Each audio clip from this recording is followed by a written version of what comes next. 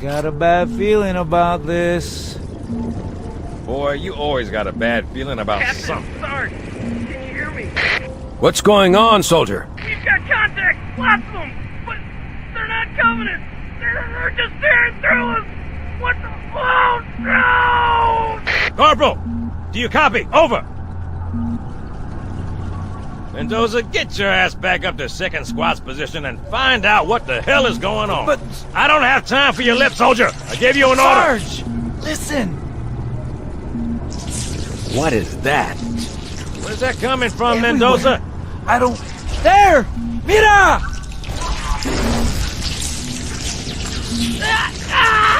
Hold still! Hold still! Let him have it.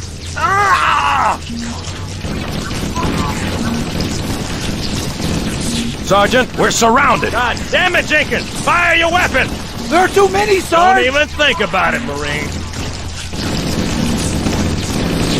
Oh, this is local! Get back here, Marine. That's an order. Jenkins!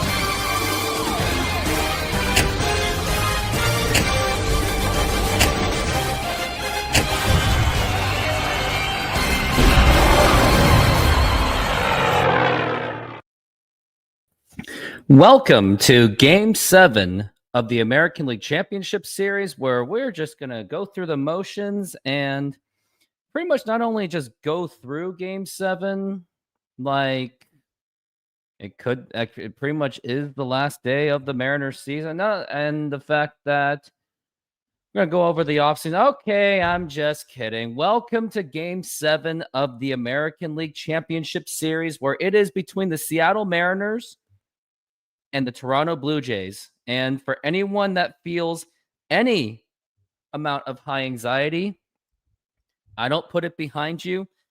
And if you are going to be negative like I may be, I don't put it behind you either. And also, I'm trying to figure out my TikTok portion because I'm trying to launch my TikTok live thing. I'm going to see if it even works because it's not letting me use my camera. That's the unfortunate thing. Still going to try to fix it and see if I can, so that way I can get connected with the TikTokers and, I don't know, get people interested. And it's not letting me. Okay, I'm going to have to try different camera. I will fix it eventually. It's going to take me some time to get used to it. I probably should have rehearsed this, but I was just so tired from Don't Quit Your Day Job. Oh, no, I'm not going to have a split screen. I'm not sure. Probably I should because I'm a Mariners fan. So there's that. But right now I'm just trying to get TikTok to work.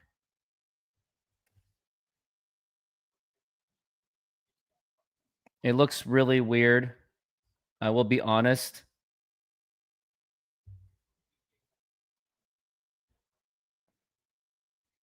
Like I'm really a noob with this. Wonder why Seahawks tickets were so cheap. By the way, are you a Mariners fan or a Seahawks fan first? I'm a Mariners fan first. I mean, given how much activity I do on the Mariners for the YouTube, it's definitely the Mariners. But at one point, it was the Seahawks during the Seahawks Super Bowl run. Yeah, I know. You can call me a bandwagon fan for all I care. I know. I hear you. And I won't put it past any of you that may think I am a bandwagon fan. But at least I'm consistent with the teams and consistent with my criticisms. But boy, yesterday was a very, very disappointing game for the Mariners. Really just was. And I'd be lying to you if I was saying that it wasn't disappointing, but it absolutely was. And pressure is really high on the Mariners. Like you just don't have, you may not have the biggest of understanding of how much pressure that it really could be. Like, I hate to say it, but everything is on the line for the Mariners. Like more than anyone would ever think or imagine. But it is definitely going to be a tough game. That's for sure. I mean, I'd be lying to you that if it wasn't, but the Mariners are going to have to do things big.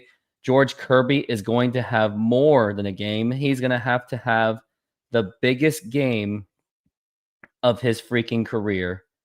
And I mean, if he doesn't, then, oh boy, Godspeed is all I can say.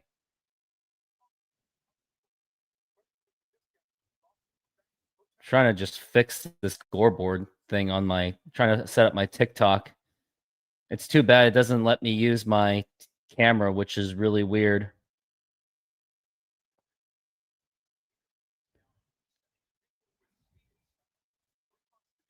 Yeah, I'm really trying to figure this out. I think I'm just going to test it right now and just go live right now.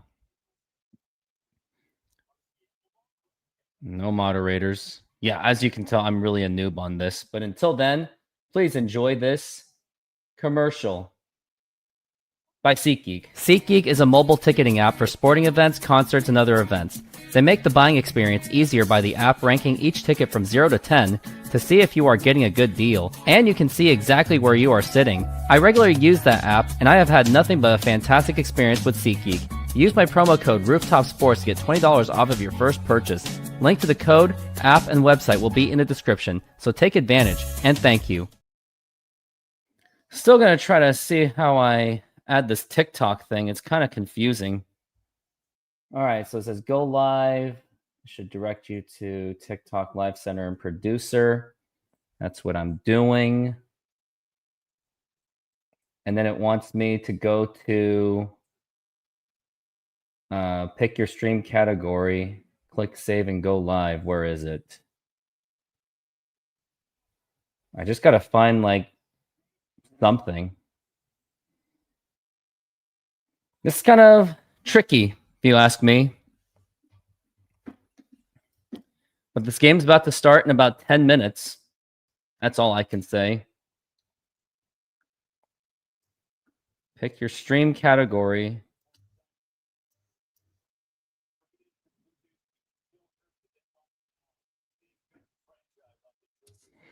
Got Shane Bieber against George Kirby. It's going to be a tough game because the last time these two were paired up against each other, the Blue Jays absolutely humiliated them. And to say that they were humiliated was a complete understatement. It says, pick your stream category and title. Oh.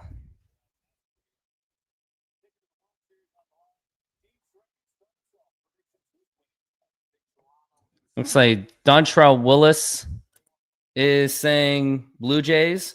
Let's see what Derek Jeter says.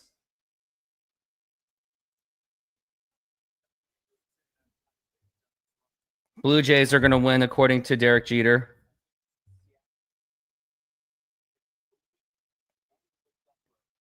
Alex Rodriguez says the Mariners. And he stuttered about it too. I got to take a picture of this.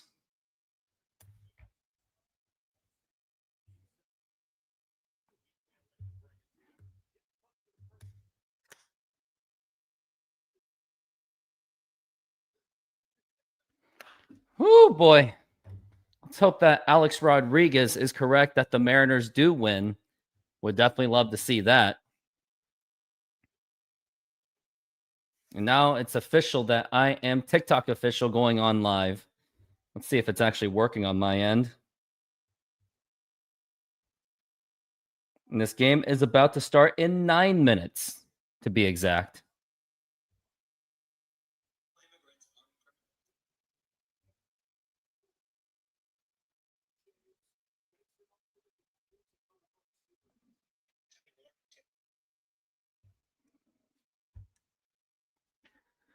Blue Jay fans are very excited, and here I am absolutely horrified. Like, I am absolutely horrified for this game. Like, to say that I'm horrified is an absolute understatement. I already said that. But let's go over the starting lineups for the Seattle Mariners. We've got Julio Rodriguez leading off, which I still disagree with.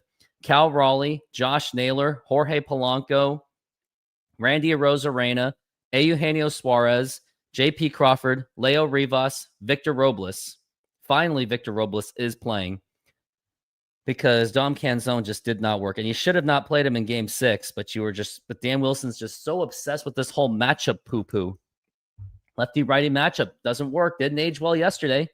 Leadoff hitter George Springer. Might want to watch him, see how his knee is holding up. Nathan Lukes, Vladimir Guerrero Jr., Alejandro Kirk, Dalton Varsho, Ernie Clement, Addison Barger, Kiner Falefa, and Andres Jimenez will be the lineup for the Toronto Blue Jays. And before this game even begins, hit that like button, subscribe, and hit that notification bell. And also, I have a treat for all of you. So considering that you guys saw me completely damage my Mariners gear, which is very, very tragic, I'm going to change it up and use my soft gear. And what did I do with the microphone? All right, here it is. It's going to be, I got to put the hat back. There we go. That is my Game 7 mask. That's what it's going to be.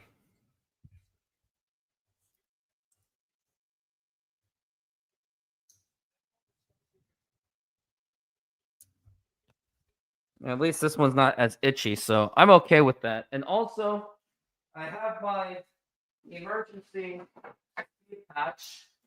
I have my emergency skate patch. It's going to be this. It's called Pusha Pusha. That's what I'm going to eat sometime in the middle of this game, because we all know this is going to be a high-stress game, and I'm going to be loading up on carbs for this day. Some more comments. We got Officer Streamy. How's it going? Glad of you to join. Looks like I got some activity coming on TikTok as well. I'm with the chat. I am so anxious. I think all of us are extremely anxious for tonight, as we are doing the Seattle Mariners and the Toronto Blue Jays. And I wonder how I titled this thing.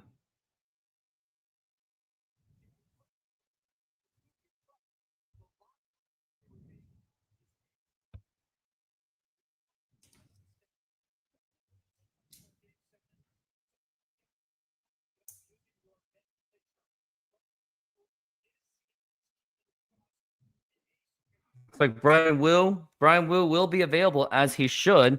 I mean, he has to be available. I mean, it'd be insane if he was not available. That's all I'm going to say.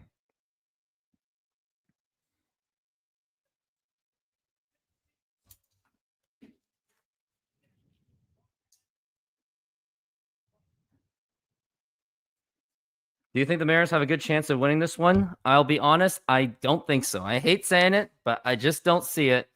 But all we can say is, let's go Mariners. And they are getting ready. It's going to be 5 minutes from now. Man, this thing is really tight. That's why I'm just stretching it out. But that's my protective gear. I actually use this for softball. Here comes Game 7. And I'm on Facebook, Twitter, Instagram, StreamYard, Twitch, you name it, everything.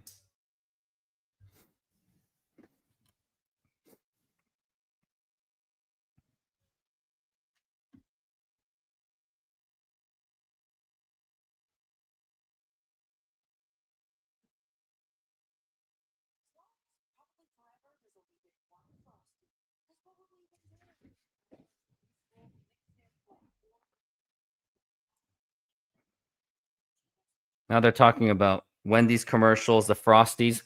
Never really had them before. I just never really got into it. Maybe I could use one, given how much insanity this game is really going to be. I am not in Toronto. That is not where I am. I bet you Jays fans are as nervous as well, especially if they're Leaf fans. No, I don't think they're nervous. I think they're all calm and collected, because if the... Oh, man, I don't want to say it because I've already said it, because on my YouTube channel, I mean, if the Blue Jays lose, it's not that big of a deal, because they have most of their players under contract aside from Bo Bichette, which that should be pretty easy to give extension.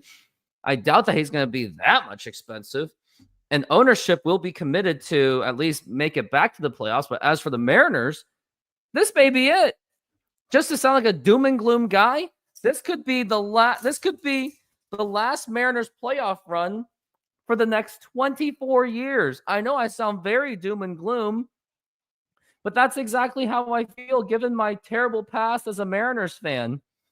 I really just feel that way, unfortunately. I just hate saying it, but you know what they say?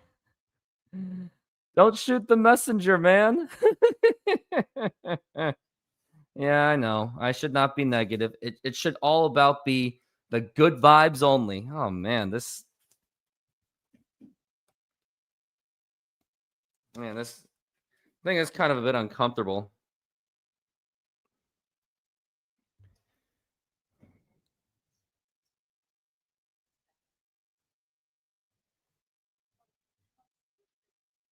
And then go live. Pick your...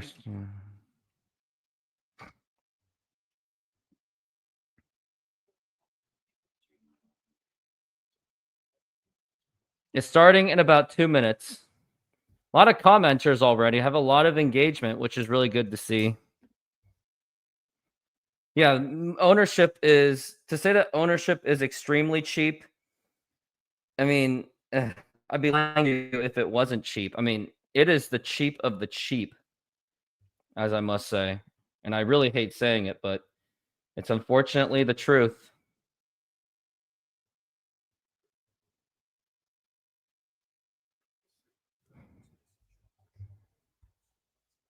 Yeah, they've been saying it's been a roller coaster of a American League Championship Series, and you are correct about that. They're just doing the introductions. They're doing all the hype video.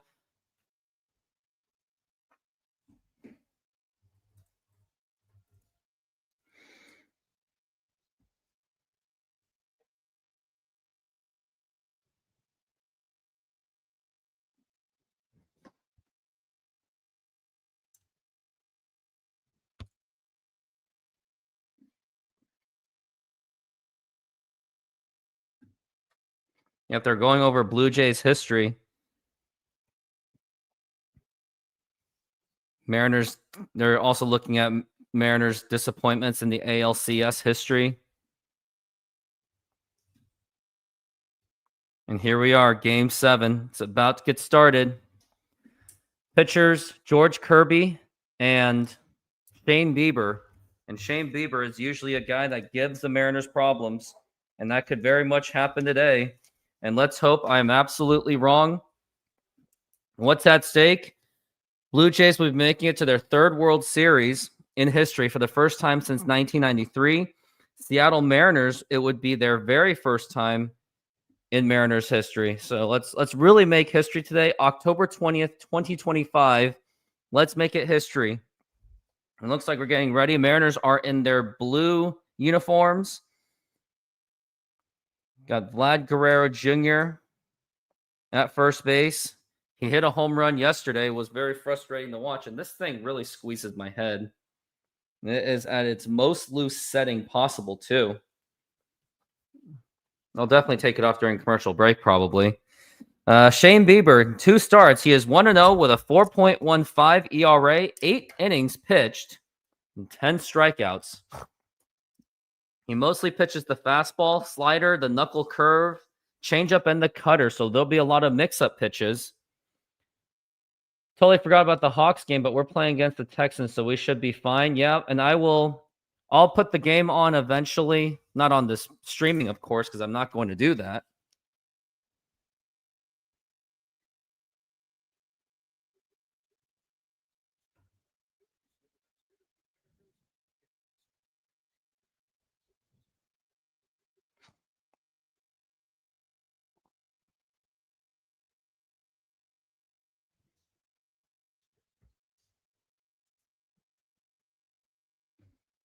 We're getting ready.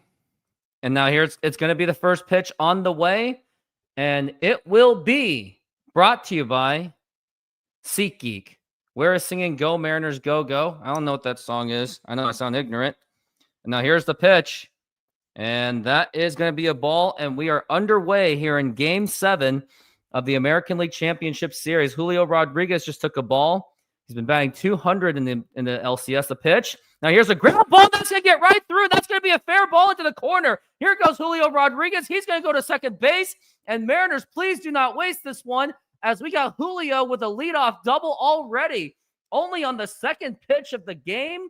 And here we are, runner in all. Julio's already in scoring position, and let's capitalize as we got Cal Raleigh up to the plate. Oh, beautifully hit by Julio. Let's keep it going. Let's really put the hammer, put the pressure on Toronto. Make them feel like that they're going to miss the playoffs for the next 24 years. Now here's Cal Raleigh up to the plate, batting .227 in this series, 3 home runs, 3 RBIs. And now the pitch. And 2 of those home runs were very critical. Both of them was when he tied those games.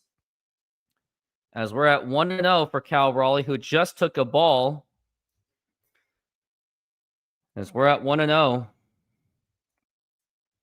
Favorable count for Cal Raleigh. And now the pitch.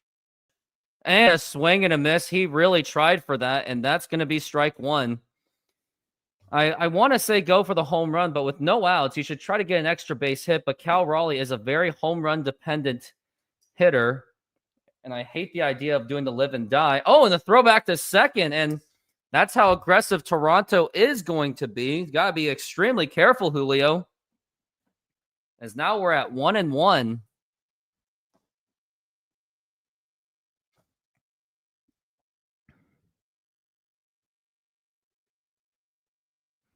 And now we're at 1-1 for Big Dumper. And now here is the pitch. Now here's going to be a ground ball. That's at least going to move Julio to and fouled.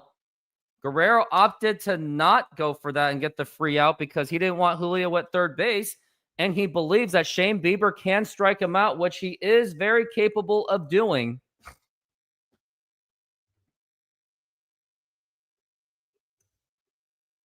I can see why he didn't go for it, and I hope that really bites them in the butt. That's what I really want. They're showing Julio's replay. Now we're at 1-2. From Shane Bieber to Cal Raleigh. And now here is the pitch. And that's going to be outside for a ball. And that is going to be 2-2. And you can feel every bit of adrenaline in your bones, can you? Because I feel every bit of it. But let's hope the Mariners can take that adrenaline away. And let's get some runs on the board. We're at 2-2 for Big Dumper Cal Raleigh. In the LCS, Cal Raleigh's been batting .227. Big part of this team. And now here is the pitch. And that is low for a ball, 3-2. And I would say just take the walk at this point. Career at Rogers Center in 16 games. Cal Raleigh is a .279 hitter with 9 home runs.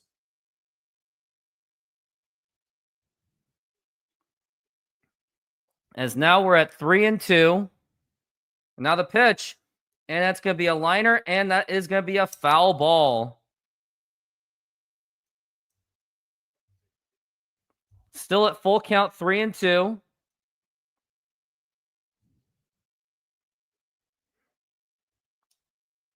And now here's the pitch. And a swing and a miss, and that's going to be strike 3. And that's going to be one out. We cannot afford to have Julio stuck at second base. We got to get some production. I think Josh Naylor can be that guy. It's just Cal Raleigh's just really gotten to him. And that was a good pitch. He had to swing at that one. He had no choice. It was a bad pitch. Unfavorable. Now the pitch to Naylor. That's going to be up high for a ball. After this, and in case you have 2 outs, you still have Jorge Polanco. In this series, Naylor is batting .429, and let's see what he can do as we're at 1-0. And now here is, and Bieber's taking a nice look at him. Fritz is back. Yeah, this is not the time to disappear. And yeah, that's the thing. It was a great pitch by Bieber, but he just couldn't swing at it well. And now we're at 1-0, and now here is the pitch. Now here's going to be a ground ball foul. No, I know. He had to swing at that because it was right on the inside corner. Those are the deadly ones. Anything inside is extremely deadly because it goes to the skinny part of the bat. So even if he did make contact, it wouldn't have really gone much anywhere. As now we're at 1-1 on Naylor. Naylor with his flashy shoes, maybe be more focused on trying to win a freaking baseball game. As we're at 1-1. Also, us Mariners fans are holding out hope for Josh to be on my show. As now we're at 1-1 for Josh Naylor. Now here's the pitch. It's going to be outside for a ball. That's going to be 2-1. Patience will be the name of this game. Throwing quite a bit of balls, you will need to get a few walks. You know what? You are right, Fritz. They should go with that approach. Suarez is now in the hole. Polanco on deck. Actually, Arozarena is in the hole. Now the pitch. That's going to be up high for a ball, 3-1. And you would think that Josh Naylor is going to... You would think that he's going to do it. He's going to go for that strike. So we shall see what it goes. Now the 3-1 pitch, and it's going to be... And now here is the pitch. And now here's the ground ball. That's going to get right through for a base hit. Here comes Julio Rodriguez. He is going to score. And the throw to the plate, that is not in time. And the Mariners now lead it 1-0 on an RBI single by Josh Naylor. What a clutch hit by Josh Naylor. Mariners get on the board to make it 1-0, but they are not done yet. They still have to keep hitting the ball, and they still have to get 27 outs, but a good way to get started for the Seattle Mariners. Thank you, Josh Naylor. Let's keep it going. And now here's the pitch to Polanco, and that is going to be a strike. It's a good way to get started, but it is clearly not enough.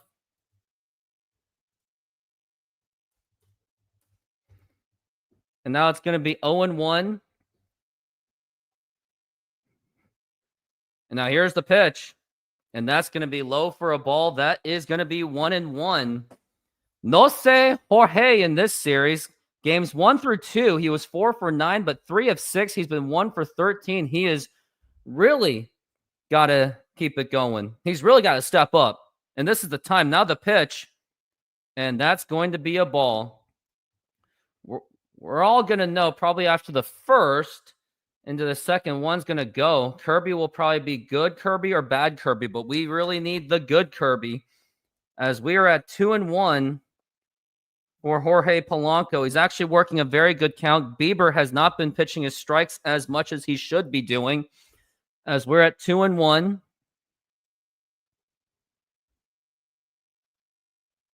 Here is the pitch. And that was right there. You believe in the Mariners right now, but don't forget, Mariners still have 27 outs remaining to get to the World Series. So we still have a very long way to go. Oh, man, looks like my TikTok just closed. Oh, well, I don't really care. As we're at 2-2.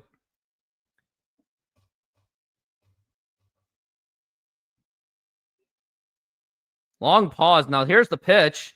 Low for a ball. That is going to be 3-2.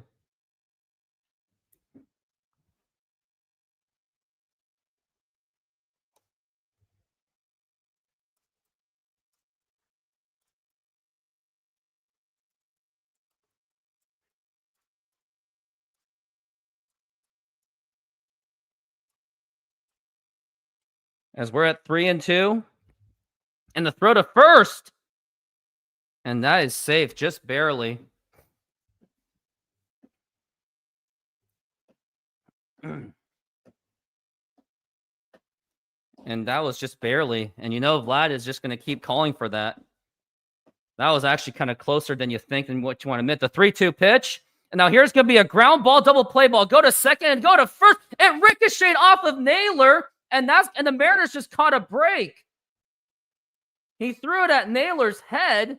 Think it was off the helmet. And now they want to call for interference. And John Schneider's going to come out and argue with the call.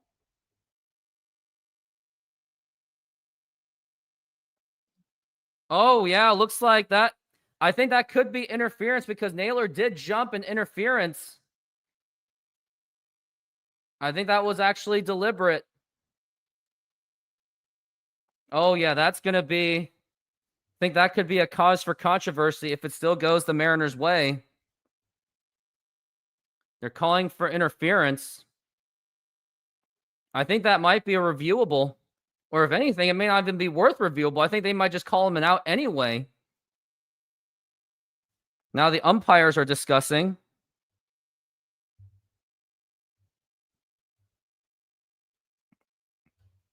I really think this could warrant a double play.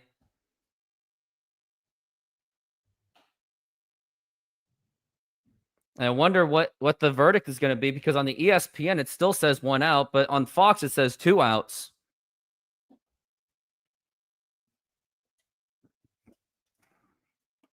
Conversation still continues. That was hitting him jump or no jump. So that's what you think, huh?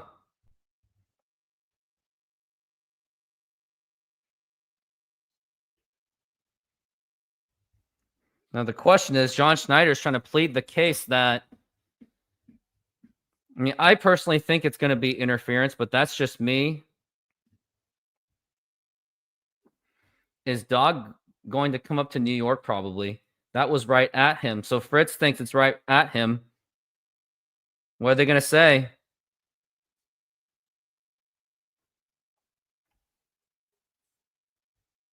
Well, out at second, obviously, but the question is it a double? It is a double play. Yep. I knew it. It was interference by Josh Naylor, and I knew it was going to be.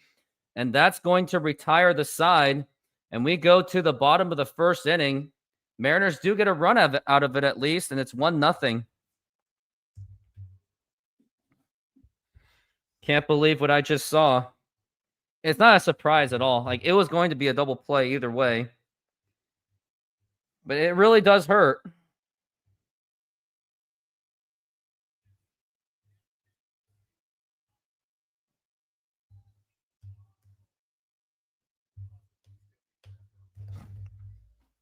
We did get one in. That is true. But now it's going to be up to George Kirby to really step up. Even the betting odds still has the Blue Jays in favor. At least in the minus. And Fritz really thinks it is a stupid call. If he didn't, he would have broken his nose and knocked out his teeth. But then some argue that maybe he should have slid at that one.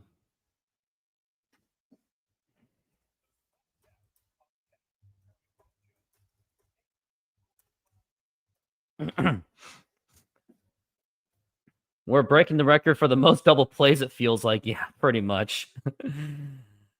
Pretty much. Betting line is Blue Jays at -105, Mariners at -125. So technically, the Mariners are in the favorites.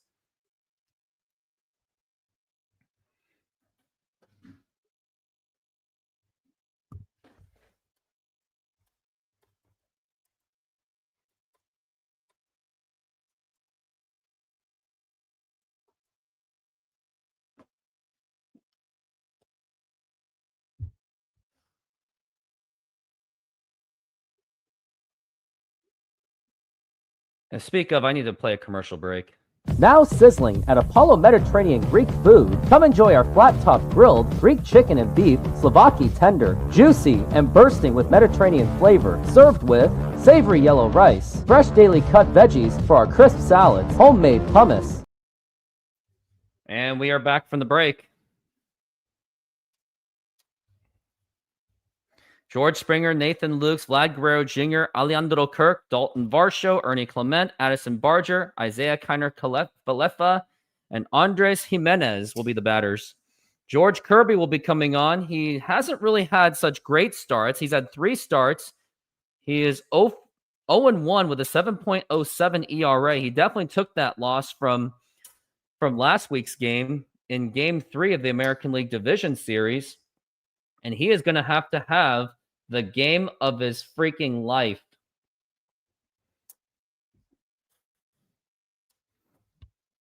And he's definitely going to have to prove it. Now here is George Springer, Mariners nemesis of the future, as if he already is, dating back to his Houston days. Wonder how he's doing with his knee. And now here is the pitch. And that's inside for a ball. That was a throwback. And the fans are not happy about it. And they did it again as I fast forwarded it just a little bit. Or did they do it again? Man, my streaming is just very behind as we're at 1-0 for George Springer. Now the pitch. And inside for a ball again. And that is going to be 2-0 for George Springer.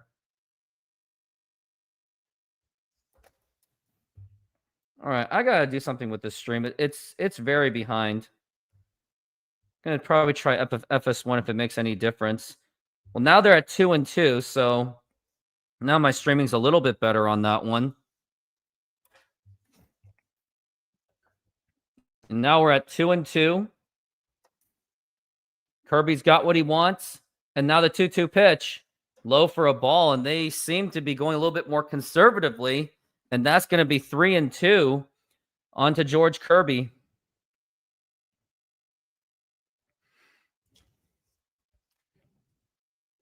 As now we're at 3-2. And now here is the pitch. And outside for ball 4, take your base. Now, maybe that could be the safe route that George Kirby took, but you still have Vladimir Guerrero Jr. on deck. So that's something to be considered. And also, the next batter that you're going to be facing is Nathan Lukes, who just hit a home run off of you.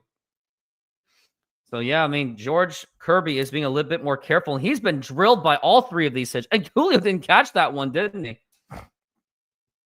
In Game 3 of the championship series. I say division series. Now the pitch.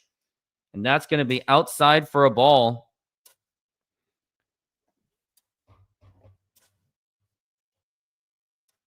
As we're at 1-0 for Nathan Lukes, batting .348 in this series. And now the pitch. And that's going to be right in there for a strike, a 99-mile-an-hour fastball. Kirby walking the hobbled Springer. Control is Kirby's calling card, especially with a very high velocity on his pitches. And now we're at 1-1. Now the pitch. And that's going to be a fly ball to left field. And that is going to be Rosarena who makes the catch.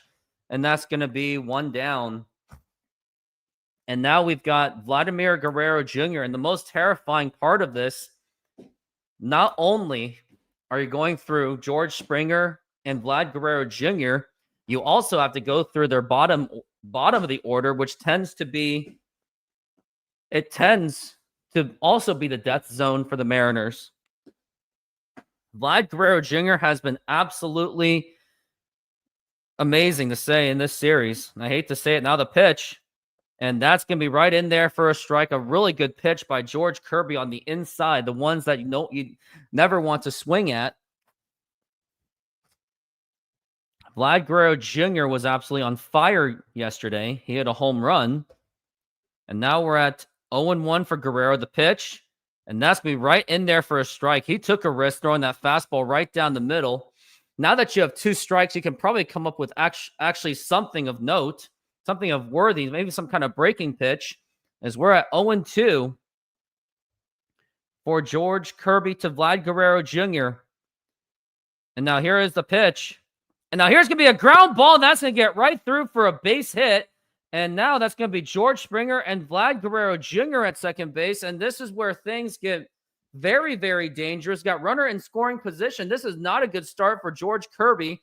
The only positive thing is that you avoided extra base hits from George Springer and Vlad Guerrero Jr., but now you have Alejandro Kirk up to the plate.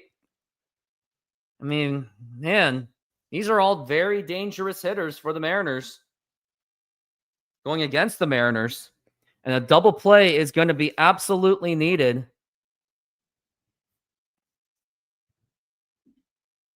Yeah, George Kirby just cannot. He just keeps hanging those pitches right down the middle, and you just cannot do that. You just can't do that. Alejandro Kirk is batting .217, but that may change. Now here is the pitch. Low for a ball that gets away. Who's going to move? No one's going to move. As now we're at 1-0 on Alejandro Kirk, and you don't want to get behind on the count on him. And Cal Raleigh, that should have been a catchable pitch. Now Cal Raleigh's going to come out, and Fritz gives me $5. Thank you for the tip. Magic number is now 45, and if anyone else can chip in, whether it's $1 or however much you want, I will absolutely take it. A leadoff walk scored every time except when it doesn't. Man, what's with Yogi Berra's? It ain't over till it's over. Says all the little Captain Obvious thing. Yeah, Brian Wu better be pitching. He better be on the mound. He better be in the bullpen right now. Like, warm him up right freaking now. And now, conversation is over, and I'm putting my catcher's mask back on, or shall I call it the pitcher's mask, as now we're at 1-0 on Alejandro Kirk. And now here is going to be the 1-0 pitch. And that's going to be a ball, just missed it. And that's going to be 2-0 for Alejandro Kirk.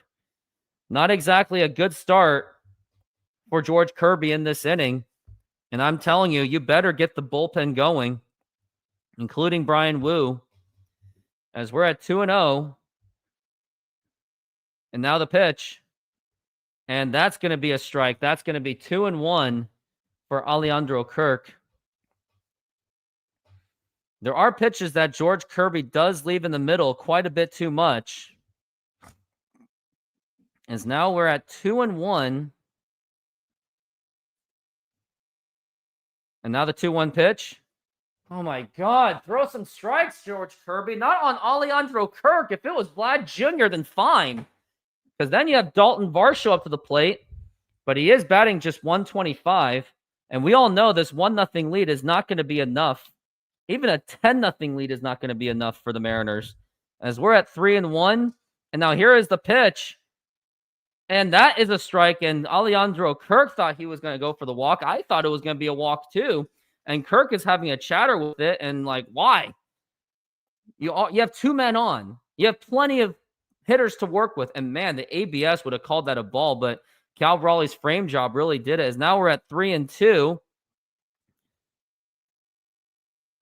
And now here is the pitch. And that's going to be popped up. And is that going to be playable? And there is just not going to be enough room out of play. And we're still at 3-2.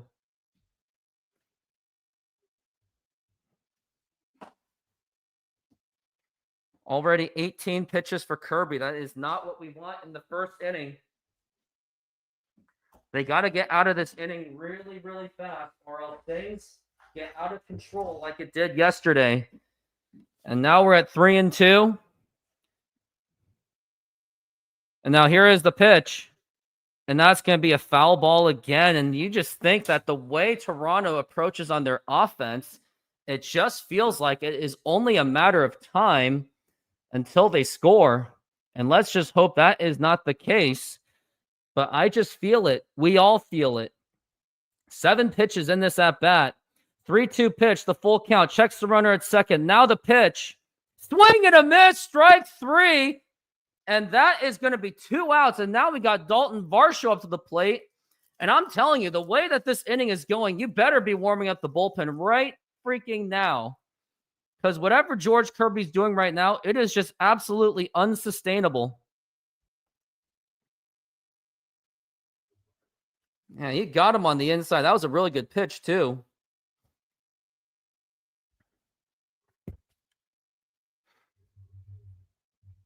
And now we're down to 2 outs for Dalton Varsho. And now here is the pitch. Swing and a miss, and that is going to be strike one. That is exactly what we needed. And that's going to be strike one. And I'm going to bring my seat down as we are at 0-1 for George Kirby. And now, here is the pitch. And that's going to be a ground ball, and that's going to get right through for a base hit. Here comes George Springer. He is going to score. And this game has already been tied, and that was just a lazy roller. And how did Jorge Polanco not even get that? And this ball game is tied at 1-1. And you knew it, like right at a snap of a finger, that the Blue Jays were going to tie this game. And how did you not even field that? That was just an easy roller. And that is why Jorge Polanco cannot be a second baseman. And that's if he was being second baseman, unless that was Leo Rivas. That was actually Leo Rivas who, and how did you not get that? That should have been an easy play. Like, I'm serious. I'd rather lose to the Yankees than the Blue Jays.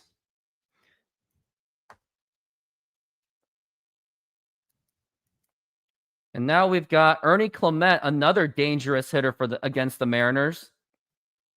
And now the pitch. Swing and a miss, and that's going to be strike one. This has been a very disappointing inning for Kirby. Like, where's Brian Wu? He should have been pitching. It's just puzzling why he's not getting the opportunity. As we're at 0-1, and now here is the pitch. And that's going to be a foul ball, and that's going to be strike two. The only thing I'm hanging on to hope about this series is that Don Mattingly is on this organization. Usually it's kind of bad luck. Doesn't really go to the World Series often, but there's always a second time for everything. As we're at 0-2, and now here is the pitch. And that's going to be a fly ball to center field, and Julio Rodriguez is there, and he makes the catch. And it is an absolute miracle that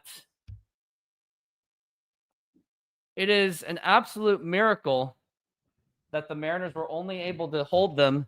They only held them to just one run. And Josh, get your butt over here. You know, us Mariner fans love you. We want you.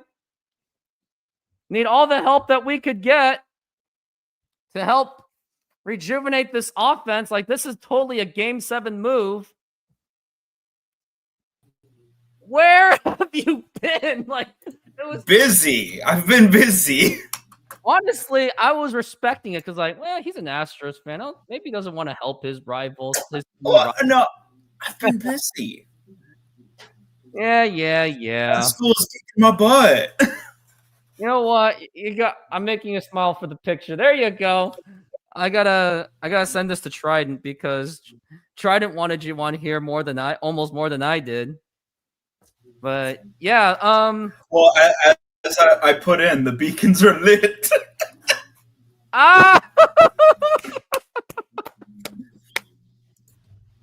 Let's see if, well, no, I can't play the music because I don't want to get copyright. The beacon! Yeah. The beacon of Josh has been lit! I think you were, and then Aragorn comes in going, the beacon is lit! Joe calls for aid. And Josh goes, it is settled. Muster the Josh Hiram. Or no. And Rohan will send thoughts and prayers. Oh my gosh. Also, I'm sure you felt very iffy about the whole thing about George Springer getting hit. I was more upset with the cheering because I was like, man, not only is it classless, it's just you don't want to poke the bear of the Blue Jays. Well, yeah, and then your first pitch in this game, you almost hit him again. Yeah, it's like, what are they doing? Oh, no. Kevin Kirby, you're not wrong. You're not wrong, Kevin. He had to make that play. Okay, go on. But I love that one comment. They're all like, oh, if it gets me an edge and I'm not cheating, I'll definitely do that. And my response was, so if I peg all your hitters, and take them out of the game, it's nothing's wrong with that. I'm just getting an edge. The thing was, if it was the other way around, like if the Blue Jays hit Cal Raleigh and Blue Jay fans were cheering, Seattle fans would be declaring World War III on Toronto. Seattle would declare World War III. It's just because 2017. I'm all like, give it a break. That was almost a decade ago. I have never let it live rent free in my head. I don't think I let it live rent free once. And now here's the pitch, and that's going to be a strike. I'm like probably the lone Seattle fan that didn't really care that much about it. Yeah. Plus, it had no correlation on the Mariners. They were already out of contention that whole time. The pitch, low for a ball. The funny thing is even the Dodgers, the Red Sox to this day still accuse them of cheating. And yet didn't they do it anyway? Well, yes, the Red Sox were doing it as well. And then they were like, oh, but Houston did it, so it's okay when we do it. No, always the response is, well, Houston just did it a different way. That makes it worse. So I'm all like, so if I cheat and I cheat in a better way and I get caught and you get caught, but it's okay because I cheated in a worse way. Fritz says it best. I'm sure everyone stole signs. Yeah, well, that's what the whole response of MLB was, just simply, we know you've been doing it. We've turned a blind eye. Now here's going to be a ground ball, and that's going to get right through for a base hit. And Randy Arozarena gets on base with a single. Well, yeah, but thing is, was MLB knew about it the entire time. They only did something when it leaked out to the press. And it was just essentially stop it. Washington schools would finally stop about the pig war and make a whole class debate on the big dumper battle. What? Well, and also Fritz, with the whole like roids thing, is you can tell just general numbers during the peak of that era were way higher. Yeah, than pretty normal. Much. Part of it was juice baseballs, though. And now we got Eugenio Suarez up to the plate, batting .318, surprisingly. Who would have thought? Well, for most of the series, he was batting like below Jose Abreu. Now the pitch. And now here's going to be a line drive, and that is going to be a base hit. Now we got 2 runners on base. J.P. Crawford up now. Wait, J.P. Crawford is up. Yes. J.P. Crawford. Yeah, that's how I feel about it. Oh, by the way, this helmet suffered a tragic fate. Oh, no! That's why I'm wearing a hat and a different mask. I 100% regret it. I apologize. I embarrassed myself in front of my fans and everyone else. But now here's the pitch to Crawford. He's going for the bunt, and it rolls down nicely. Now the throw to first, that's going to be in time. And honestly, that's the best you can get out of J.P. Crawford. Yeah, though, with Leo Rivas, let's see if he can redeem himself here. Yeah, he's definitely going to have to make up for that. Yeah. Because I'm all like, at that point, I would have at least taken one pitch to try to maybe get something else before I would go for the bunt, but they're on a dire need. Yeah. And now here is Leo Rivas up to the plate. Now here is the pitch, and that's going to be right in there for a strike. Rivas has been batting just 100 in the ALCS. For the bad performance of Game 6, you got to realize, for every team, there are, when it comes to best of 7 game series, literally 0-1 pitch. That's going to be a foul ball strike too. No matter what team you put out there, they can't win or lose certain games. Like the Astros, World Series Game 1s, they have never won a World Series Game 1. Never. We're at 0-2 for Leo Rivas. This is going to be a very critical moment, and if we get 2 outs on this, it's going to be pretty tough to get any kind of runs out of Victor Robles, who's batting .083, and he's been very not much. That's why I was kind of a bit like, I had a little bit of a pause with J.P. Crawford on going for the bunt immediately. Because I would try to get something from him and then maybe try to get the pitch. Swing and a miss, strike 3, and now we got Victor Robles up to the plate, and this is where things get very nerve-wracking. You got runners on first, second, and third, and you're on the verge of wasting it. I mean, at this point, if Robles just takes a walk somehow, some way, I would not mind it at all. Yeah, 2 automatic outs on 8 and 9. Yeah, it's at that point. That's why I was kind of like, I wouldn't have bunted there for JP. Is now I would have at least 1 for gave it 12 an is intent. Victor Robles. This is not going to be good. And now Yeah, here's the pitch. Now here's going to be a ground ball right to the pitcher. Bieber, throw to first in time. What do I expect? What was that?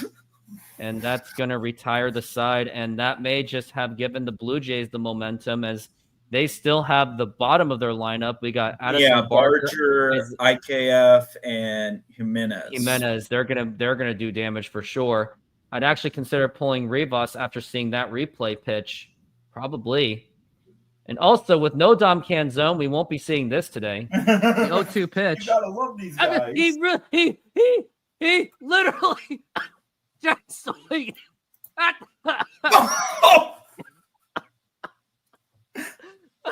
He literally jack swinged at None the of those dirt. were in the strike zone. It wasn't even in the strike zone, and he just swinged it. Like, why? Like, literally, that wasn't Taylor Scott being good. That was just really you just bad. swinging at crap. I did also see in the chat earlier, because I was eating dinner, I did see someone dissing my Texans, even though the Texans haven't been that good this year.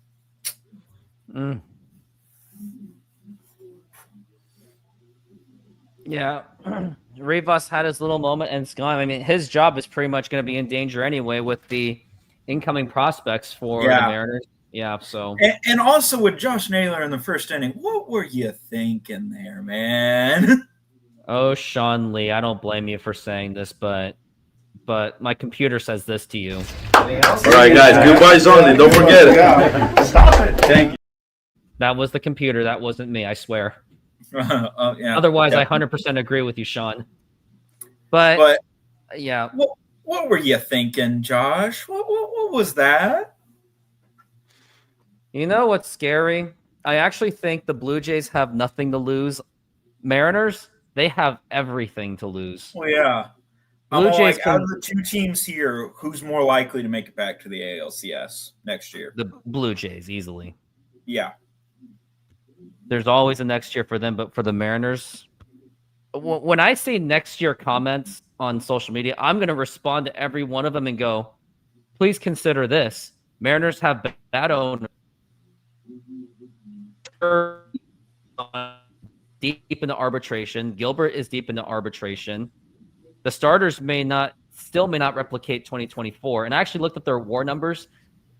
Any of them was like maybe a 4 at best. None of them are 5+ WAR pitchers. So that's the other thing I'm starting to realize. Well, but to their defense, they also pitch into a lot of no decisions at best too. Also, here's a few other things to get. See, Fritz, yeah, but the Mariners are in a much worse position here. One, they had to luck out with the Astros and Rangers choking at the end of the season. A's are not there yet. Well, yeah, and also. Oh, by the way, we're back from the break, so we got Addison Barger, who, by the way, hit the home run yesterday, caused my helmet to be broken because I threw it. Oh, rest in peace, helmet. Rest in peace. Now it's Vader wearing it, and he's kind of like, "Why are you doing this to me?" Oh no, it's perfect because it's Vader. Yeah, as now we're at 1-1 for Barger. And by the way, in case you haven't seen. You see this? Yeah. It finally happened. Nice. Finally broke my curse. And now the 1-1 pitch. Now here's a ground ball, and that is foul ball. But so there was that. And then also the Angels and Athletics sucking, which you can't always depend on that. You can't. You can't. And then you had to have a impressive season from Cal Raleigh, like best season of his entire career. He's never getting that close ever again. I don't think so. And then you had to have okay seasons from a good chunk of your lineup with bounce back seasons from Crawford and Polanco. Yes. Now the 1-2 pitch, low for a ball. And then you had to make sure all of your players in your pitching squad were super healthy, which you cannot depend on that every year. Yeah, that's why you can't say the words "there's always next year." Especially no for Mariners here. Now here's going to be a ground ball right to Crawford. Throw to first. That's going to be in time. That was scooped up. Fritz says it seems like the Mariners made those moves, which were good with Gino and Naylor, but cheaped out a little bit with Robles, Rivas, and Canzone, and that might be the undoing. You are not wrong, of course. Yeah. And the funny thing is, Fritz and I, we actually don't agree with everything. But you know what? I need those. I need the disagreeers on my show. That's what really builds the channel. Have you been hearing the uproar that has come out of the Dodgers making it to the World Series again? Let's wait till commercial break to talk about that, and I have my feelings on that one as we're at 1-0. And now the pitch. Now here's gonna be a line. Oh, caught by Naylor, and that is gonna be 2 outs. That was good. I thought that was gonna go through for sure, but Naylor was in the best possible position. And also, speaking of Naylor, are you even going to be able to afford to keep Naylor? That's the question. And a lot of teams have seen his performance, and they're all like, that's a good performance. I could use that at first. That's why there isn't going to be a next year. Exactly the pitch. And now here's going to be a ground ball right to Crawford, and he's got to make up for the throw to first. Oh, no. And now you got George Springer up to the plate, and this is where things get very, very dangerous. Yeah. But the question is, can his hobbling knee still hold up, especially when Brian Wu hit him in that knee? And when I saw that, I was in shock of like, yeah, that really hurts. And that's not something – I know I'm a diehard fan, but I'm also going to have common sense and say – and the decency to say that was nothing to cheer for. Yeah. Sure, if it hits him on, like, say, the butt cheeks or something like that and it doesn't hurt. Maybe. Okay. Yeah, maybe the butt cheeks or something like that. But even then, you still don't want to, because knowing how John Schneider took it, like, it could have like not hit him at all. It was like, hey, he tried to hit us. And John Schneider, he's kind of comes out as a smart aleck know-it-all. Springer almost got hit. He actually looked over to the bench and he saw it. No, don't blow up. Mick 536 says, good luck to my Korean buddy. But I bet on the Blue Jays. You know what? More power to you to say that. I mean, I'm not gonna force you to say the Mariners. I mean, I'm even putting my money on the Blue Jays on this one. And now the 2-0 pitch. And now here's gonna be a ground ball right to Suarez. Throw to first. That's gonna be in time. Yeah, Fritz is really having it. So my thoughts on the Dodgers. Everyone's upset they're making it to the World Series with the highest payroll in baseball. Yeah. But here's my thing. What about the other top 5 teams? They spent almost just as much. Did fans call for a cap space on that one, or do they only call it when the Dodgers are successful? Yeah. Well, like just like George Brett. Eventually you weren't going to get an idiot at GM. And honestly, we do need a cap for many reasons. Because for one, it's actually starting to really hurt MLB value-wise. Well, it's also on the ownership that are not willing to that they're also cheaping out. Like the Mariners are also contributing to that problem as much as the Dodgers are. There needs to be a hard cap and a floor for sure. You need both. Like NHL. Yeah, exactly. I think the floor is the bigger issue than the cap. And the thing is, just because someone spends a stupid amount of money, it doesn't guarantee squat. It still doesn't. You still have to win your game. Things still have to go well. Like the Mariners, they had $100 million payroll in 2008 and still lost. So it's about who you get as well. Now, and it almost didn't work for the Dodgers because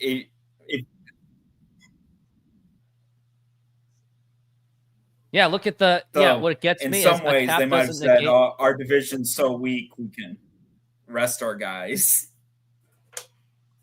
That's true. Because they did all get healthy right at the end of the season.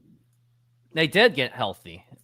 And they got hot at the right time. I mean, if the Dodgers, Dodgers do win the World, let's say if Mariners make the World Series and crap out against the Dodgers, I'm not going to blame it on the Dodgers and this whole they spent too much money thing. It's just that, the Mariners just didn't expect to get to that point, and they just happened to be overmatched.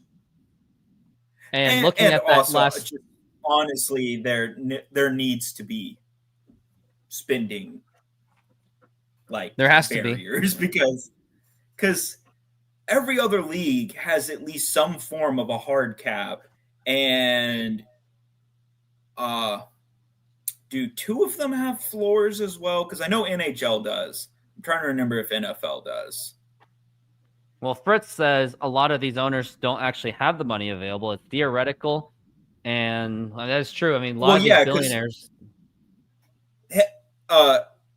Just to put the Dodgers in perspective, their estimated fees that they are going to pay out will put the amount that they're putting into the team this year to $500 million.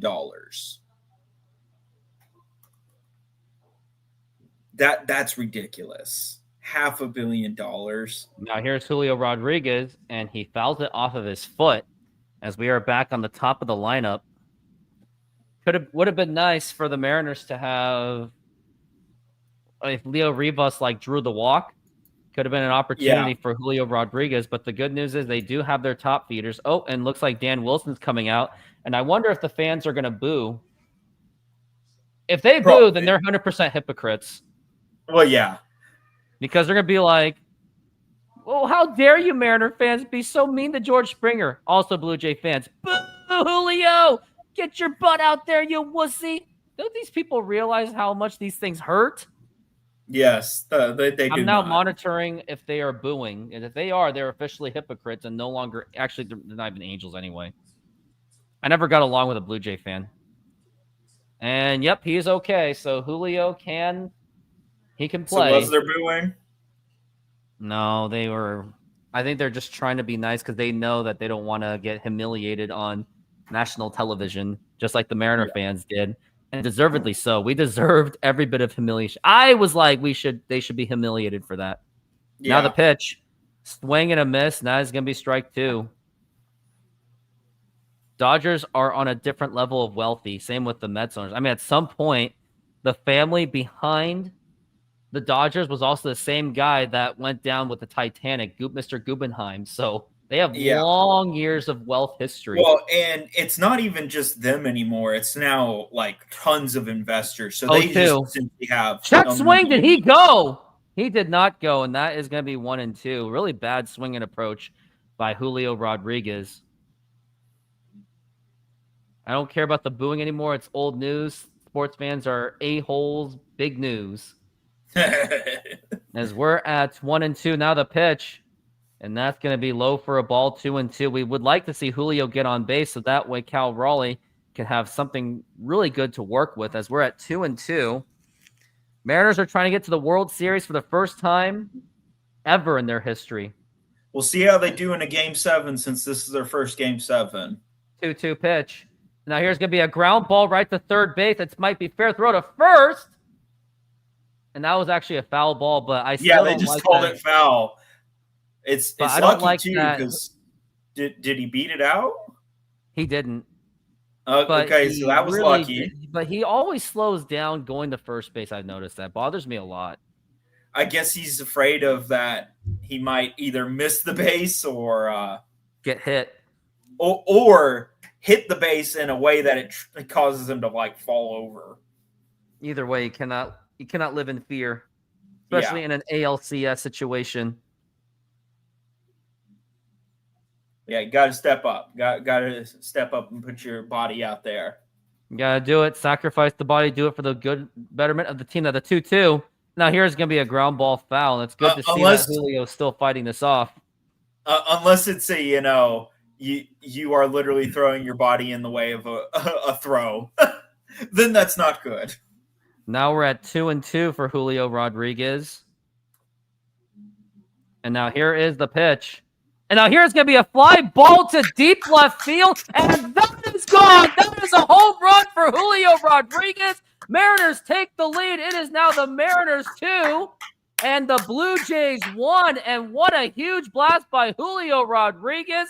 Let's keep this going. We are not done yet, but it's good to see that the Mariners offense is starting to catch not a bit of a fire, but more like a little bit of a spark. I wish JP or Rivas had gone on base then. That would have been huge. That would have been a get out the raw bread and mustard this time. That probably, while it's really early in the game, that might have sealed it. It could have. Well, no, not quite. Meowsy says, "Hey guys, hey, what's up?" Now here's Big Dumper to the plate. Now the pitch, and that's gonna be a ground ball. And you just had to run the momentum, did you, Dumper boy? Though, while Julio Rodriguez is still giving high fives. Hey man, I hit the home run. Oh shoot, Cal just got out. What happened? What happened? Yeah, it's the Julio way. Yeah. Multiple streams just got yeeted for playing audio. I'm here for safety. Huh. Aren't you? Well, I'm here for a lot of reasons. I'm here in case someone has a phone and wants to watch this. The pitch. Now here's going to be a fly ball to right. Caught. And now we got 2 outs.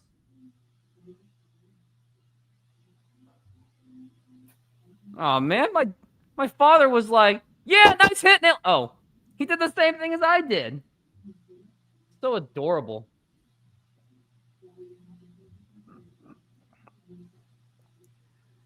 Christian, I am still convicted of what I'm saying. And I will still make fun of you. Got a problem with that? And now the pitch to Polanco. And that's going to be a ball. I know, it had a really good exit velocity, didn't it, Fritz? As now we're at 1-0 for Jorge Polanco. And now here is the pitch. And that's going to be low for a ball. That is going to be 2-0.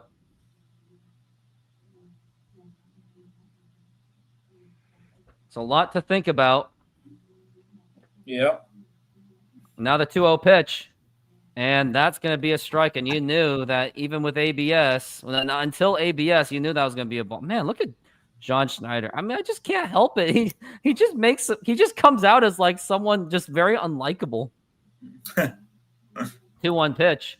And that's going to be a ground ball foul. It's like Diego Pavia at Vanderbilt. A lot of people don't like him. I'm trying to think of managers that I didn't like, but I could at least respect. Like, for some reason, even Schneider, I just can't respect him. I just can't. As we're at 2-2. And now the pitch. Way up high for a ball. That's going to be 3-2. I have now 13 thinking of coaches or managers like that. That's kind of hard. Like, Randy Rosarena's on deck. He'll be batting. Now the pitch is going to be a foul ball, and he would be hitting if Polanco can prolong the inning.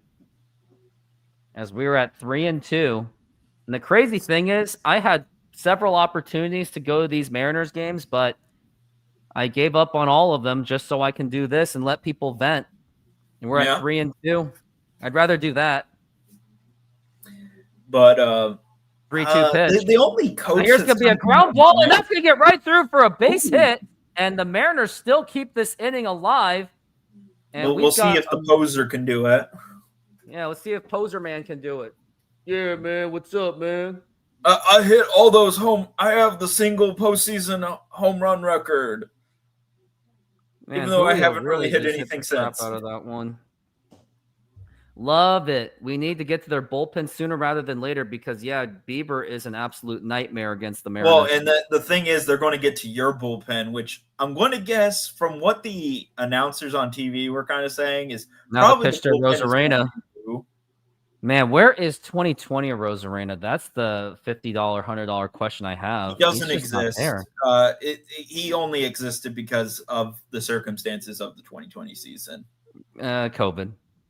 Well, yeah, literally. He has never pitch. been like that ever since. It's been one of the COVID caused a lot of statistical anomalies that season. Well, I mean, the fact that you almost had the Houston Astros with a losing record to the World Series for the World Series tells you all you need to know. As we're at 1-1 now, the pitch. I got a better one. The Mariners missed the playoffs by 2 or 3 games while they were tanking. Yes, and the Astros made the playoffs with a losing record. And still almost made the World Series. Yeah, they actually became the second team in baseball history to be down 3-0 and 1-2. take it to Game 7. And that is going to be low for a ball 2-2. And let's not forget, Yordan Alvarez was not even barely available throughout that season. So Justin Verlander pitched, what, one game and then went out with Tommy John? Yeah, oh, my God. Well, yeah, because then that set up his 2022 season. Now we're at 2-2 for Rosarena. Now the pitch. Here's how it went, and this is how it is explained. I'm not gonna try to keep my composure on this one. The 0-2 pitch. You gotta love these guys. He literally just like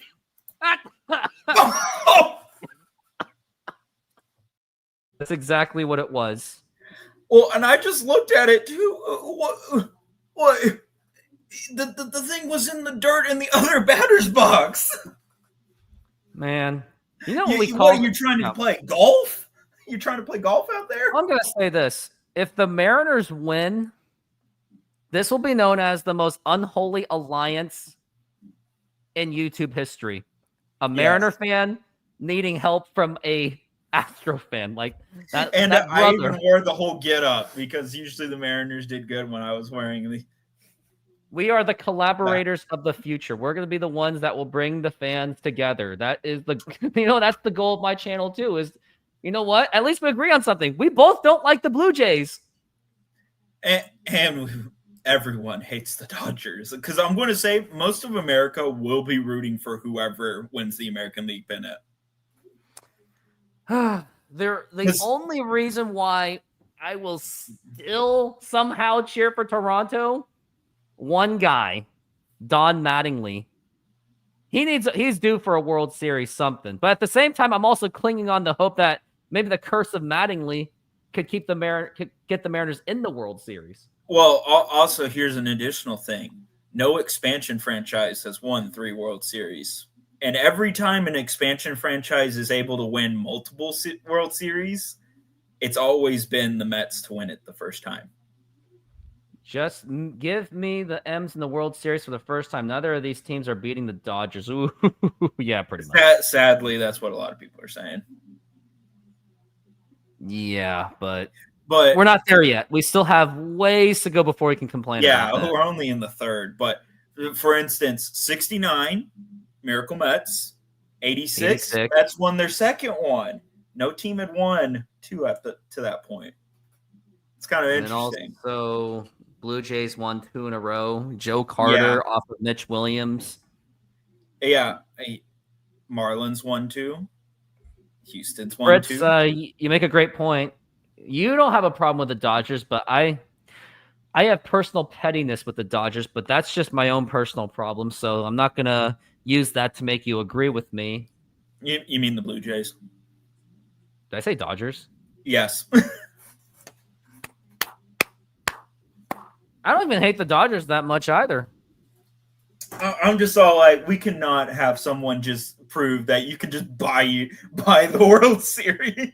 But it doesn't always work. Look at the Yankees. They came up with just one in like 10 years. And granted, I would have liked one.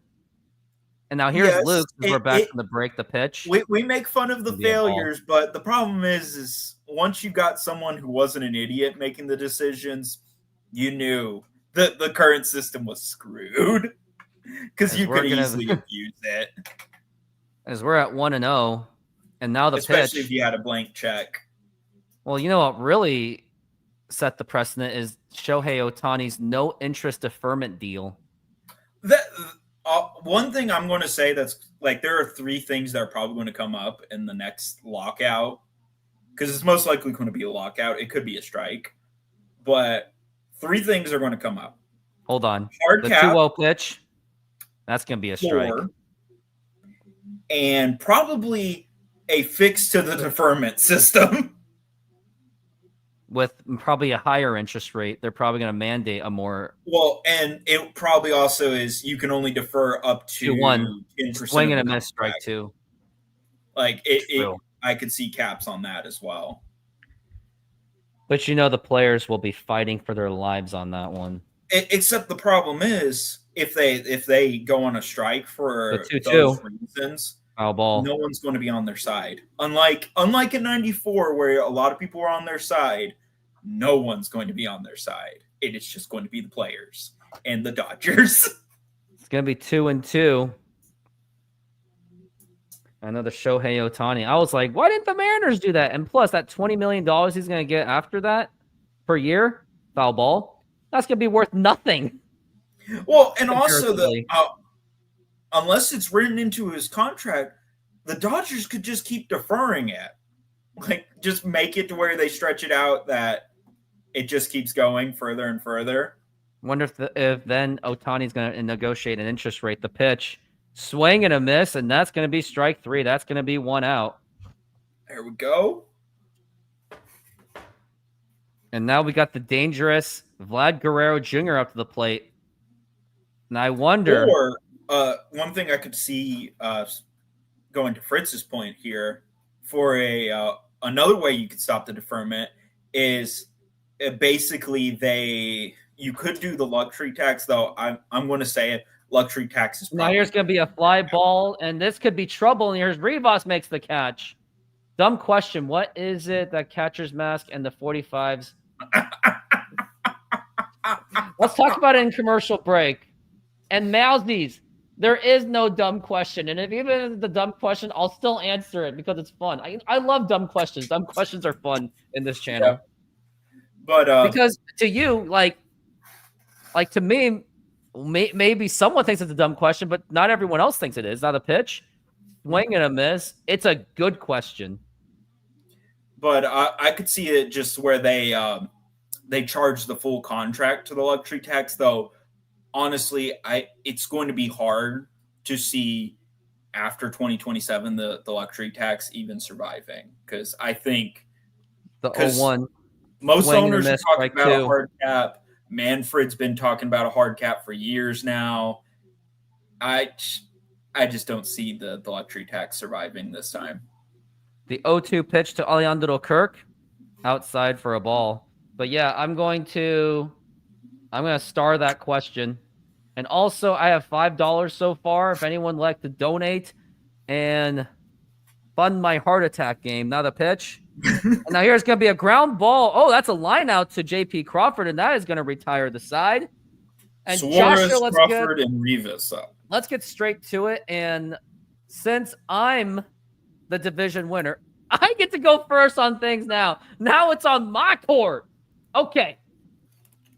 So the mask is, I'm trying to build some kind of new branding because Jay Trident podcast with the beard, Marine Layer podcast, their Gen Z kind of style, Couch GM, the Cougar Mariner, and we got Raise the Trident, the other beard man, and now me, I'm the mask man.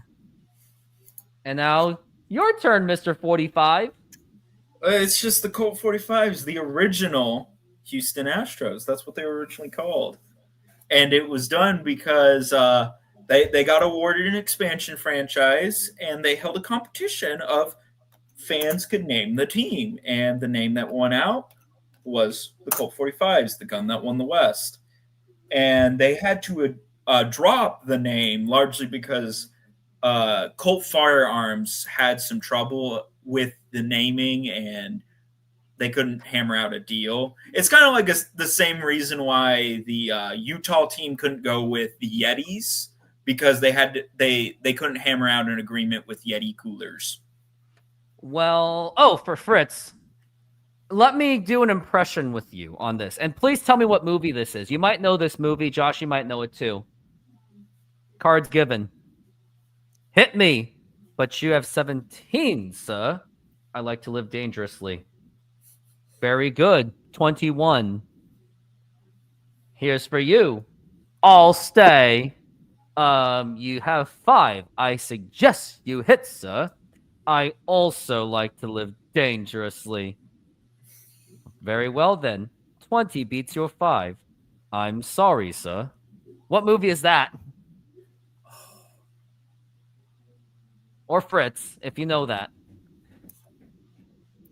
I'll just say it's a movie that would not be allowed to be released today.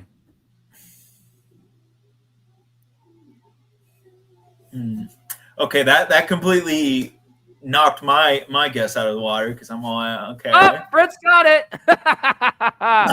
Okay. It was Austin The Powers. funny Isn't thing that, was, you know, if you're wondering what I was thinking of, I was thinking of James Bond actually. I mean, Austin Powers was a comedy. Well, yes, parody of that's James why Bond it was kind of funny on that. True or false? Mr. Bean has met James Bond.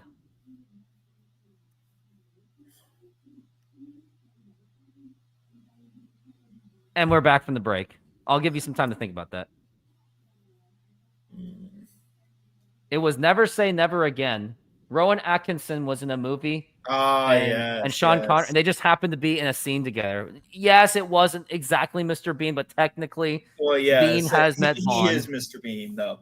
I'm all like, the thing is, I've never actually sat down and watched all the Austin Powers films. Oh, you missed out. You gotta watch it, man. Well, they were before my time, so that's why I hadn't sat down and watched them. And but that's gonna be inside for a ball. But yeah, I was thinking of James Bond, like, because I was all like, well, it kind of sounds like a spy movie. Oh, it's gonna be 2-1. And I'm all like, okay, thinking of spy movies that have, casino, gambling. And the 2-1 pitch. That's why I was thinking. Swing and a miss, and that is going to be strike 2. Man, this mask is very uncomfortable. I can see I don't wear it that much. Yeah, probably going to get an actual regular catcher's baseball mask, as we're at 2-2, and we got some activity down in the bullpen right now. Shane Bieber's at 57 pitches. I mean, he's been doing everything that he possibly can. Now the pitch, and he doesn't really have to do much because Suarez just struck out. Bad vibes only. That's the Geno Suarez that we've seen for since the trade deadline.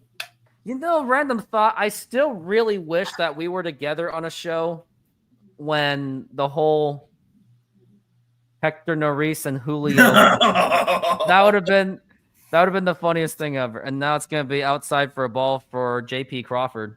I just remember the one that you were actually at the game and you were just yelling that this team sucks. The 1-0. Yeah, I don't want to do that again. If I ever go to a game, I just want to enjoy the game. I don't want to do live. That was just too much for me. No. Delete that comment, kid. Delete it. Quick, cover it up. Delete it. Cut it off, man. As we're at 2-1. And now here is the pitch. Wow, swing and a miss, strike. Man, they're just swinging at dirt like this. Like, no matter how the season goes, even if the Mariners win a World Series, I still want there to be drastic changes in a good way. Though, sadly, if they do make the World Series, even with this, nothing's going to change. Nothing's going to change. And if they don't make it to the World Series, nothing's going to change because it'll be like, hey, this run was better than 1995. This is 2025, and we're going to milk nostalgia out of it. They're going to milk nostalgia out of it no matter what. Well, no. Even now, they're going to say this run is better than all of our other ones because they made it to Game 7. They've never made it to a Game 7. As now we're at 2-2 for J.P. Crawford. And now here is the pitch. Oh, he was tempted. He actually was trying to, and now it's going to be 3-2.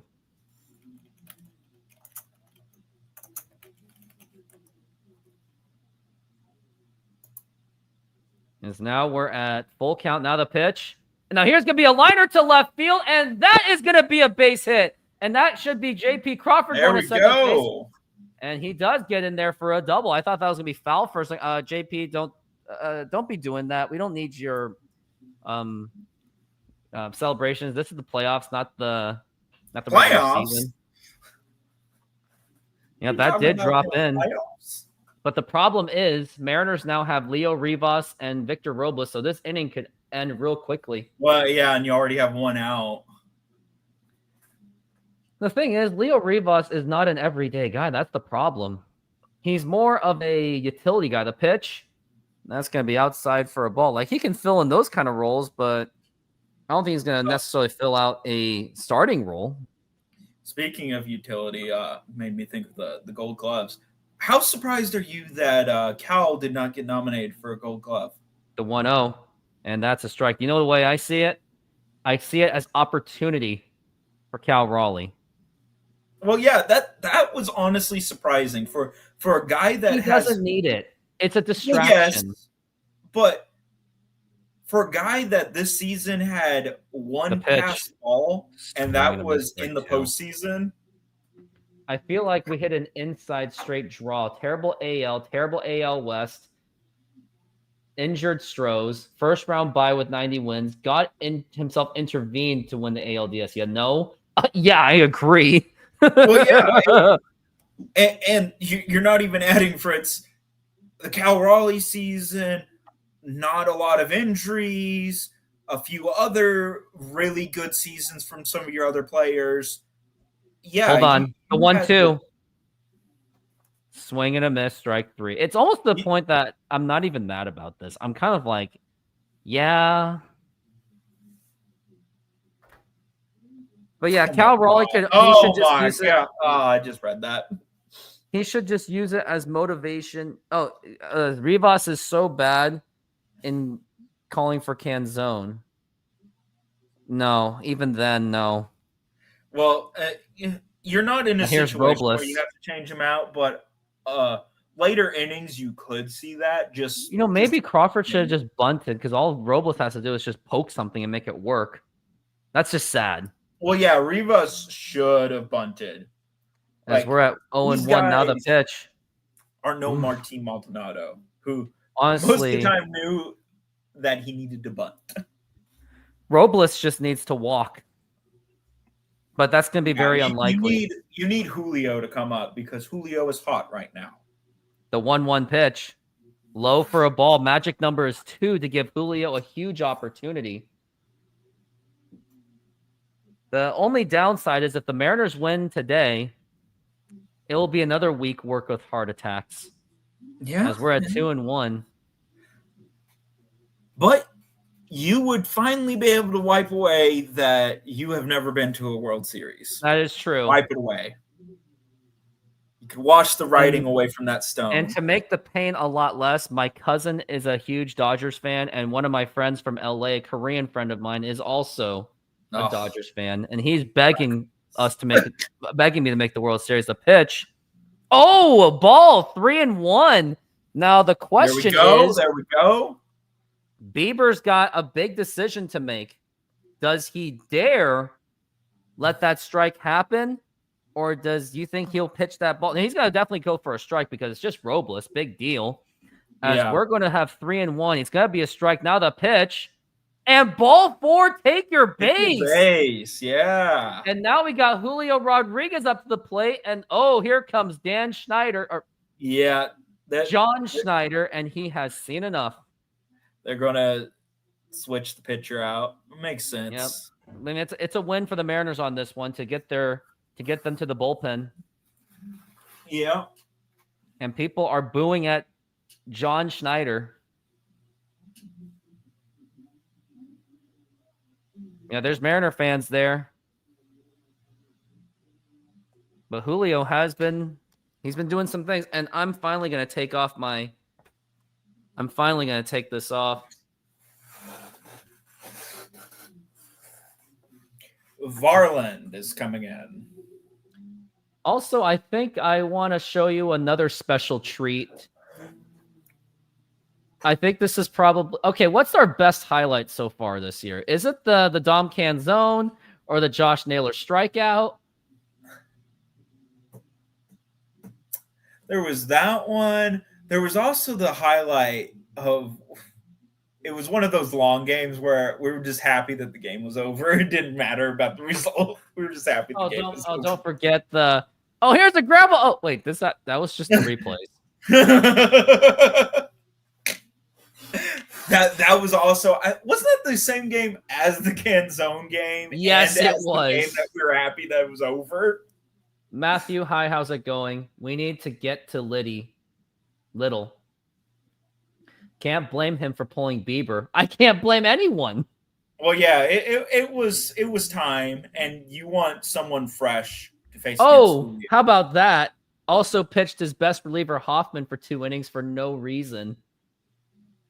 Yeah, that's not exactly a genius level move. Yeah, but who knows? I don't know. I'm also going to say it. Why hasn't Wu started a game in this entire series? Injuries.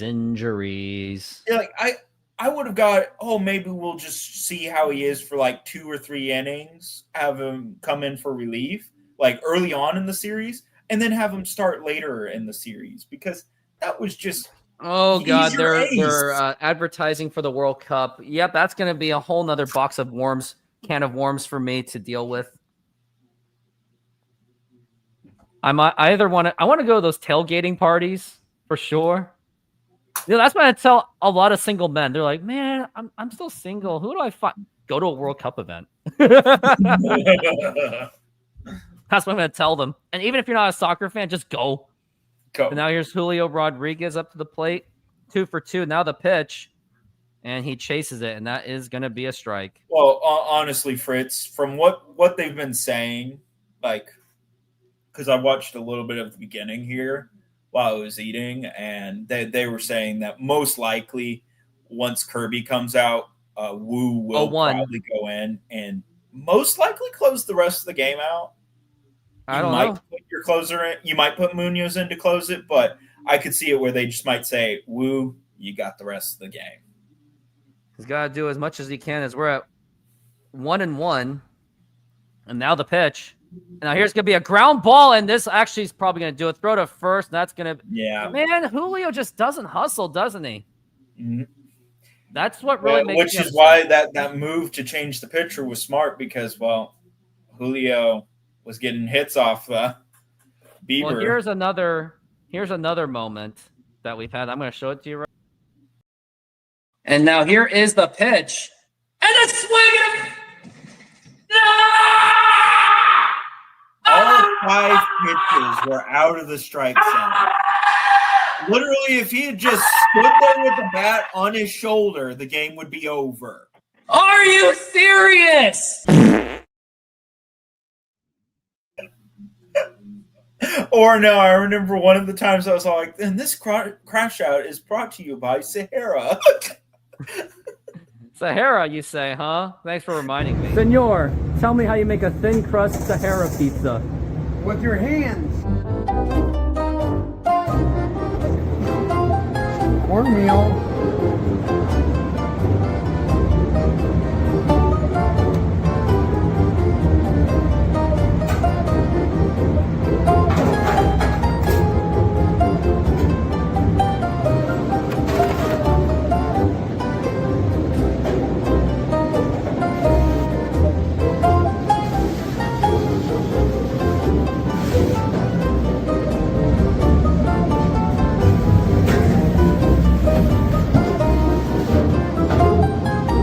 Hello, baseball fans. I'm excited to announce that we are still offering 50% off pizza and 25% off bowling Monday and Tuesdays. Head on over to Snoqualmie Sahara Pizza. This deal will go through May. And that's how you make a Sahara pizza. Beautiful thin crust.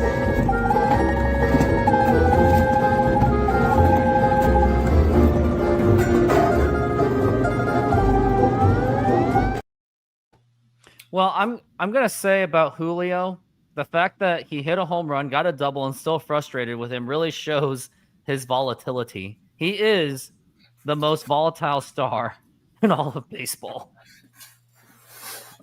He is the most interesting man in the world. Did I tell you the story when I met Julio Rodriguez that he happened to see me wearing an Alex Rodriguez shirt, Mariners Alex Rodriguez, and he goes, "Hey, you gotta make that number 44." And I'm like, "Wasn't A-Rod your favorite player growing up?" "Oh yeah, that's true, man." Cool guy. It's a pretty cool dude. Yeah. But if I ever interviewed him on this show, my adrenaline would just go, holy crap. And it's not just because you're meeting your heroes or anything, not that he is. It's the idea that you're interviewing a highly branded player. Yes. It's more of that than the oh my Especially god, on a channel that has criticized said player. That is true. And now here's the pitch to Varsho, and that is a strike. And by the way, Mariners have left 6 runners on base, I think. Well, at least they have to leave. Not for long. The pitch, and that's going to be a ball. And Paul Hyung, that was 2022. I knew it had to be early because that used to be the image for the channel, like way back. Now the pitch, swing and a miss. And Meowsies, yes, it is real. It's in Snoqualmie.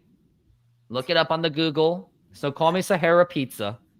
He would love your business. I'm trying to get anyone to use my channel.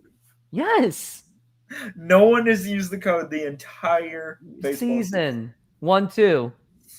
Oof. He also doesn't help that maybe I just don't have the audience of Seattle quite yet. Kind of doesn't help when you have a lot of Houston people and OKC people and San now Blue Jays. As we're at 2-2. The pitch. Now here's gonna be a ground ball foul. I remember getting an autograph from Mike Bibby at a strip club. That was a long time ago. He was with the Sonics. Okay. That's a story. Yeah. And now here's the 2-2 pitch. Swing and a miss, strike 3. Also, TK47, because I remember you brought up some Korean food yesterday. Mokujang, wherever that is. I should know this. I'm Korean, but here's my Korean snack that I'll be eating in case I get too stressed out. Called pusha pusha. You might need to fix the whole offer runs through May. Oh, no, it's true. I'm just, yeah, you got me there. Procrastination. It happens. Procrastination is the definition. That's why you never say tomorrow to anybody. As we're at 1-0. Fritz, do not say those words. We all know what happens when we say pitch. Those words about a pitch. Yeah, and then he pitches a ball right there. It all goes to crap. Do not say those words. Because how many times have we heard blah, blah, blah is settling in? Uh-oh. The 2-0. And that is a strike. I actually went to Sahara Pizza on Saturday to do my fantasy basketball draft, and the guy in my league who has won 7 championships actually showed up. That was interesting. Now the 2-1 pitch. And that is a ball. And also for football, I did a very super integrity move because I'm a commissioner. So I nag all of my players to set their lineups. I check and make sure they do it. But then this guy on my matchup, as we're at 3-1, and now here's the pitch. And that's going to be popped up into Leo Rivas. I think he's got it. And he makes the catch. Oh, yeah. So he left his defense on the bench because the other defense had a bye. Actually, that was his only one. And I'm in a dire need to avoid going 1-6. So I could have just saying, just leave it there. His problem. But as a commissioner that tells everybody to set their lineups, I would be a hypocrite if I didn't. So I texted them on Saturday night going, dude, set your lineups. The pitch. And that is a strike. And I may actually be on the verge of winning anyway, so it all worked out. But I would have rather lose with integrity than win with an asterisk. As we're at 0-1, and now the pitch. And that is going to be a ball. And how is my team doing? I have to deal with Kenneth Walker and Collins of Houston. I'm up 132-91. I know that should have been a good pitch. And now here is the 1-1 pitch. Swing and a miss, and that is strike 2. Got to keep this going. We're at 1-2, going to be going into the top of the 5th inning if the Mariners can hang on in this one. We definitely need a clean inning because it's very rare for the Mariners starters to come by that. The 1-2 pitch, and that's going to be a ball. So if Kirby does get through this, does he come out for the 5th inning? He's on 63 pitches, so I think he will. But with Brian Wu, there is a reason that you can manage him, like load manage him. The 2-2. Yeah. Now here's gonna be that's gonna get right through for a base hit, and now everything is all on the table and up for grabs. It's IKF. But IKF has also been one of the killers. And Mr. also, can't hit. I am going to just do this one. I just placed something on the Blue Jays. And now here's Kiner Falefa. And now the pitch. And now here's going to be a ground ball. Oh, and that's going to be a force out at second base. And that's going to retire the side. And we will go into the top of the fifth inning.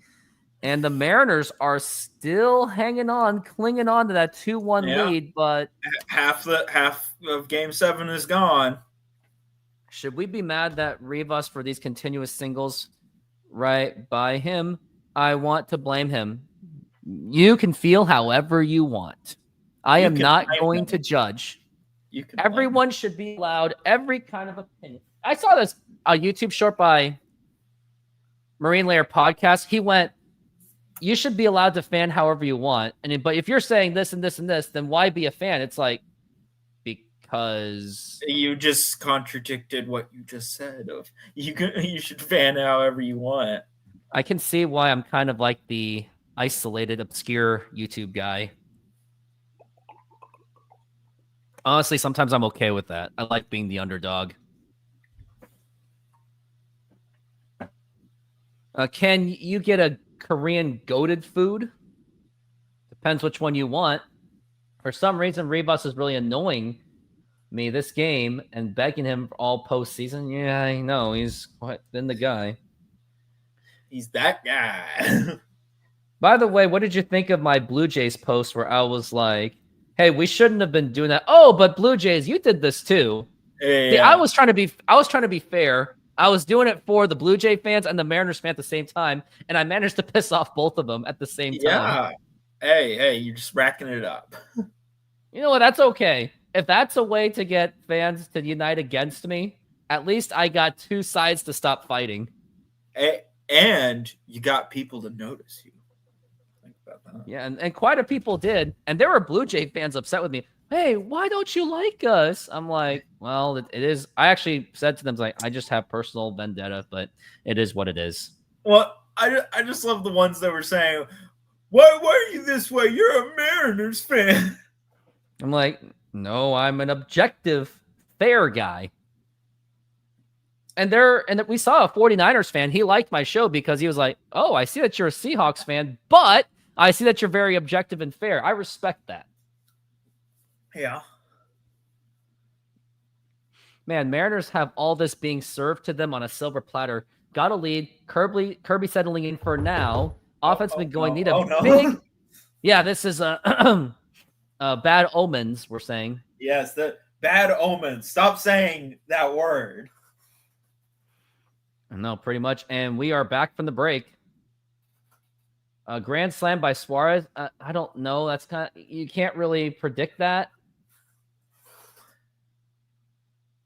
And here we are. Blue Jay fans are. See, look at them. They look all calm and cool and collected. And when you saw Mariners fans, they're like this and possibly in a fetal position. And Blue Jay fans are like this. Yeah, we're good. We're used to this. Yo, dudes, the Empire is pretty chill. Maybe you could, join it or something. As we're at 0-1. And now here's the pitch. And now here's going to be a fly ball to deep right field. And that is going. Cal Raleigh does it again. He is killing Toronto as he always does. And the Mariners now lead it 3-1. His fifth postseason home run. Mariners 3. Blue Jays 1. Had to check myself there. Not be all like, oh yeah, Mariners this and Mariners that. that was another great one. And then no, the best one was when you're all like, oh, boo. And I was all like, no, you said it wrong. Yeah, I boo-hooed myself, basically. Yeah, solo home run. Now we got to keep that going here in Game 7. No, grand now the slam pitch. for And now us, here's then. going to be a fly ball to center field and caught. Made a good attempt at it, but wrong Maybe area. I should wear this just on defense. If this is so uncomfortable, I just wear it on defense. Because Cal Raleigh wears it, so I want to be known as the rooftop dumper. A rooftop dumper. Probably don't. No? No. I'm the rooftop dumper. Pretty much. Oh, someone might take that the wrong way, though. Now the pitch. That's going to be a foul ball. I don't know. Maybe a Korean might take it the wrong way. At least the ones that were there, because many people don't really understand what rooftop means unless you're an armed enthusiast. The pitch. Well, also, the only reason why I know what it means is because I remember some time ago when you explained it. And it was a pretty dark explanation, wasn't it? I just can't explain all of it because I don't want you to be like, hey, cool it. Cool it. Get some Cool Whip. I'm not going to read that yet. And now here's the 1-1.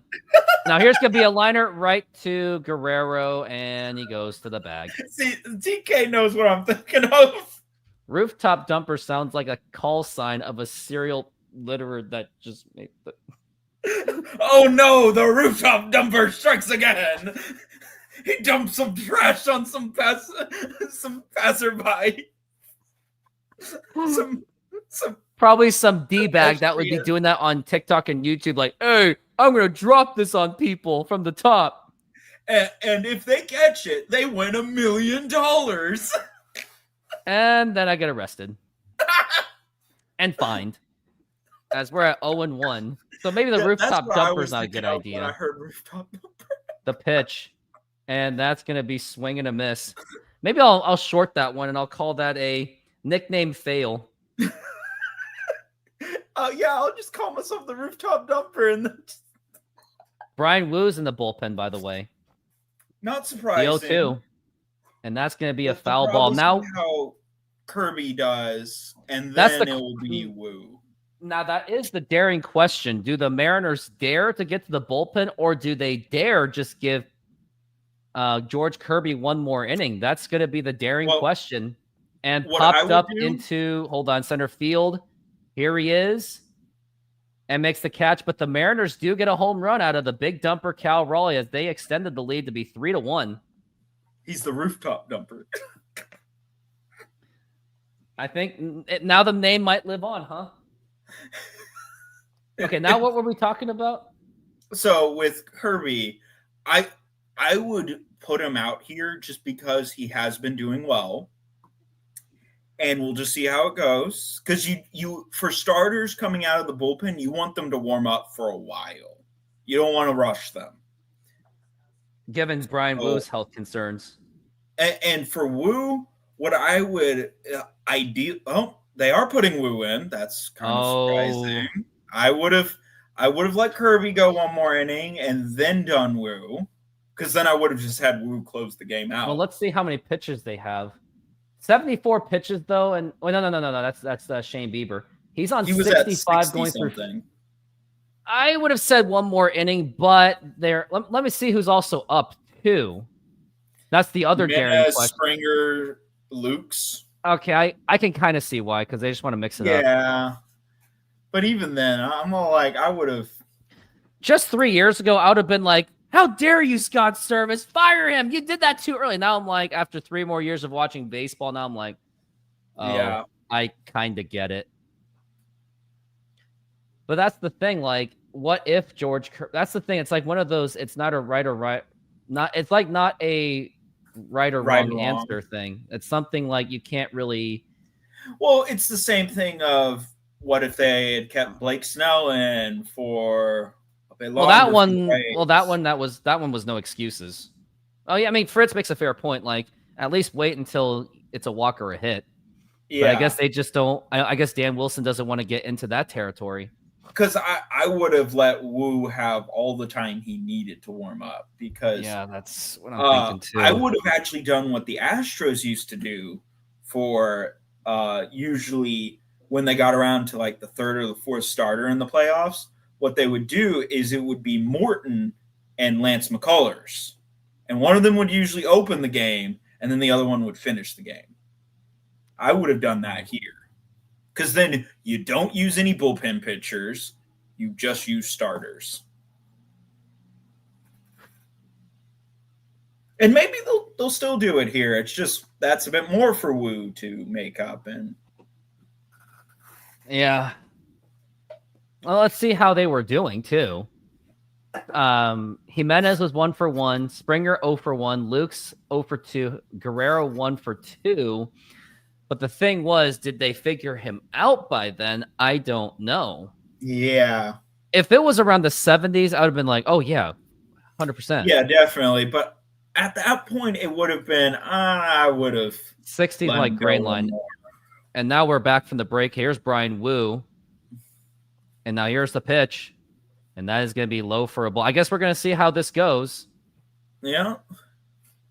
He went 15-7 with a 2.94 ERA. This is now his second appearance. I'm pretty sure he got booed because of the whole George Springer. And the other thing is, I wonder what's going to happen with George Springer up to the plate. I wonder is that going to be a revenge after that? That's the big question. Yeah, I'm all like, is that a genius level idea right there? Now maybe it's not so much of a good move as we're at 2-0.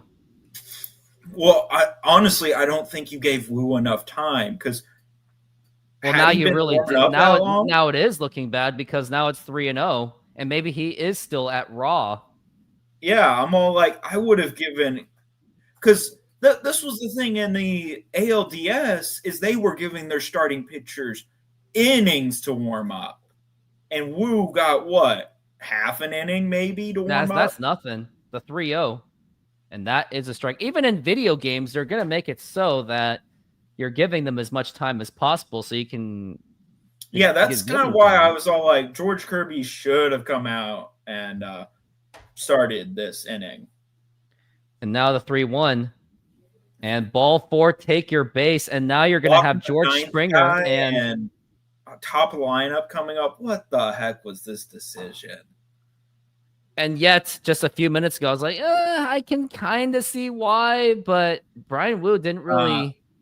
Well, I'm all like, Wu would probably be fine if he had the amount of warm-up time he needed, which it's clear he did not get it. And mind you, the last time Brian Wu faced George Springer was when he hit him in the knee. Now the pitch. And now here's going to be a fly ball and foul. And just by looking at that hit, he looks toned and ready to go. It looks like that knee is not bothering him anymore, so this could be something to look at. As we're now at 0-1.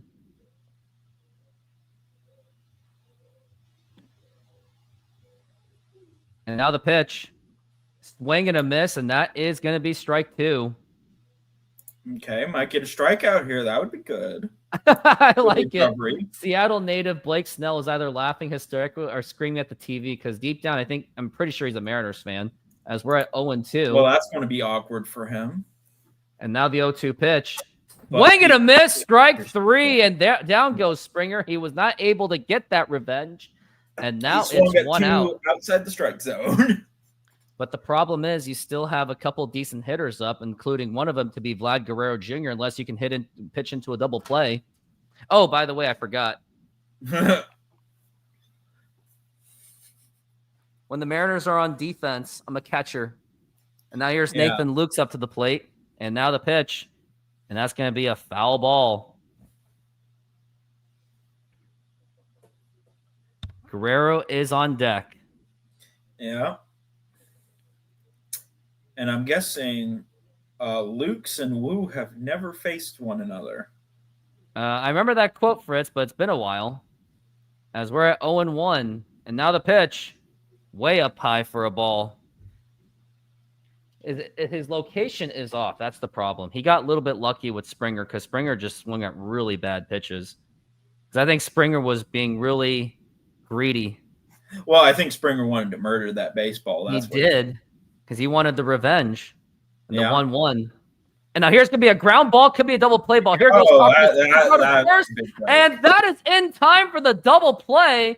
And That was although big. all of us were like, Dan Wilson, what are you doing? They get out of that inning in a quickie, especially with George Springer striking out and J.P. Crawford with amazing double play.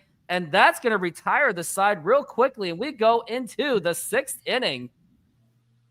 Well, I'm all like, no, that wasn't Dan the Man. That was you got a lucky break. You got to love these guys. We were the idiots. Dan the Man. No, come on. He got a little bit lucky. I'm all like, come on. There's difference from us being stupid to. Oh, but hey, this was a good move by Dan. The Mariners' secret weapon unleashed. No, I'm all like, that's a lucky break that you had guys swinging outside the strike zone, and then you got the double play there. These comments are exactly why I don't silence people, because I want different people. I want them to fight each other. It's funny.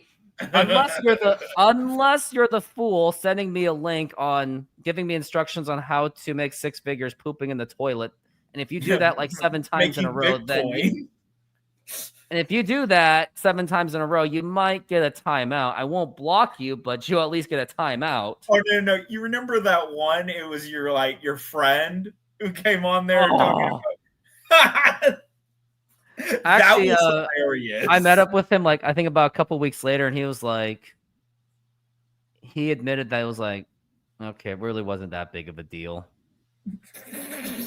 So, I think he was snappy because he was probably at work and just happened to happen at the worst possible time. Yeah. Like, oh, Sir Anthony Dominguez is coming in. Man, they're really just rolling out their bullpen, aren't they? Well, yeah, that's until to the point that they have to start using players. And honestly, if I was Dan, I would keep Wu in as long as possible. Because I would try to get Wu to just close this game out. So you don't use any of your bullpen pitchers. So your bullpen gets nice and rested. It's fresh for the World Series. Kirby was going to get shelled for a 3rd time, though. I don't care. He looked good in the 4th. Blue Jays will sneak up. Okay. That's my initial thought. Yeah, that's the other side that he could have really screwed up there. But honestly, we'll see how it goes. We're going to have to see. And by the way, the Seahawks game is about to be started. Honestly, I don't think I'm going to be able to concentrate on double streaming, like putting the Seahawks game on. I don't think I can do that.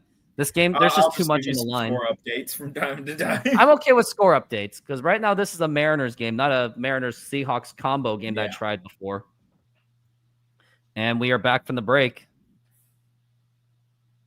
I'm calling both games. Kevin Harlan. And now, here is Suarez. And now here's the pitch. It's going to be up high for a ball. And speak of announcers, the vibe I'm getting from NBA on NBC, I think the only reason why people are excited is just because of the music. But when I looked at all the personalities, I'm like, nah. Where's TNT? The pitch. And now here's going to be a fly ball to not so deep, and he makes the catch. I want Charles Barkley to call my game, please. What we got here? The Seahawks still think they're important. It's adorable. Well, right now they just happen to run at the worst possible time. No. There's never one time that's worse that they decided not to run. Super Bowl. You just had to go there, didn't you?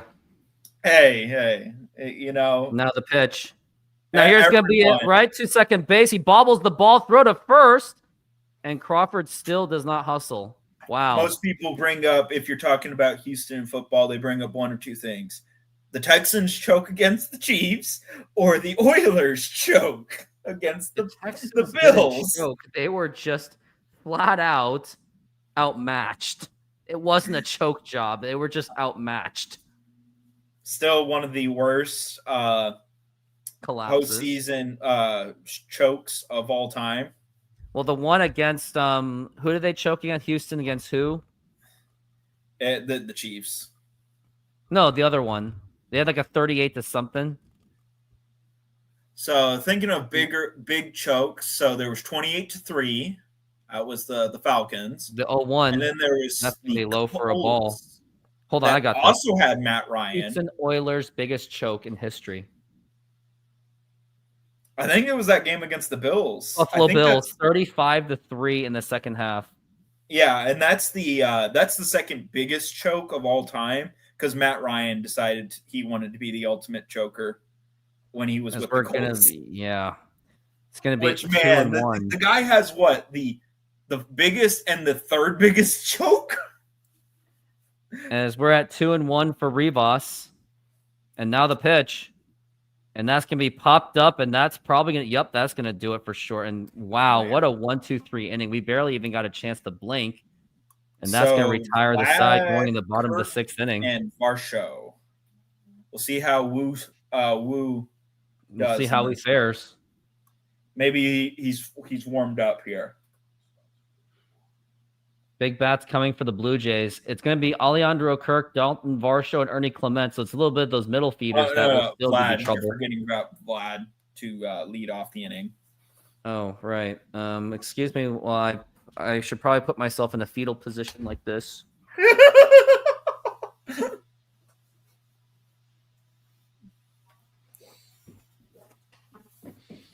Got to be strategic with the pitching, of course.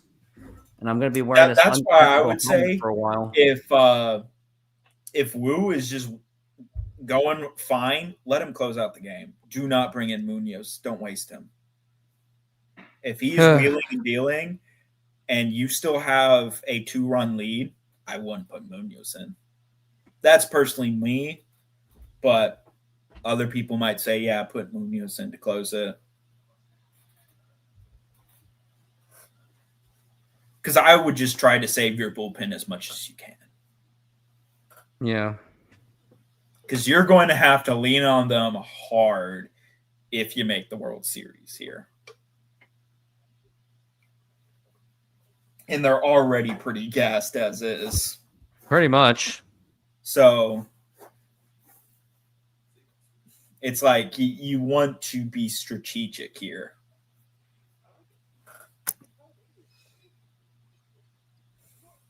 Well, yeah, Fritz, Wu, for all intents and purposes, was the team's ace, which kind of makes it weird that his only appearances in the postseason so far have been coming out of the bullpen, and he's been the team ace.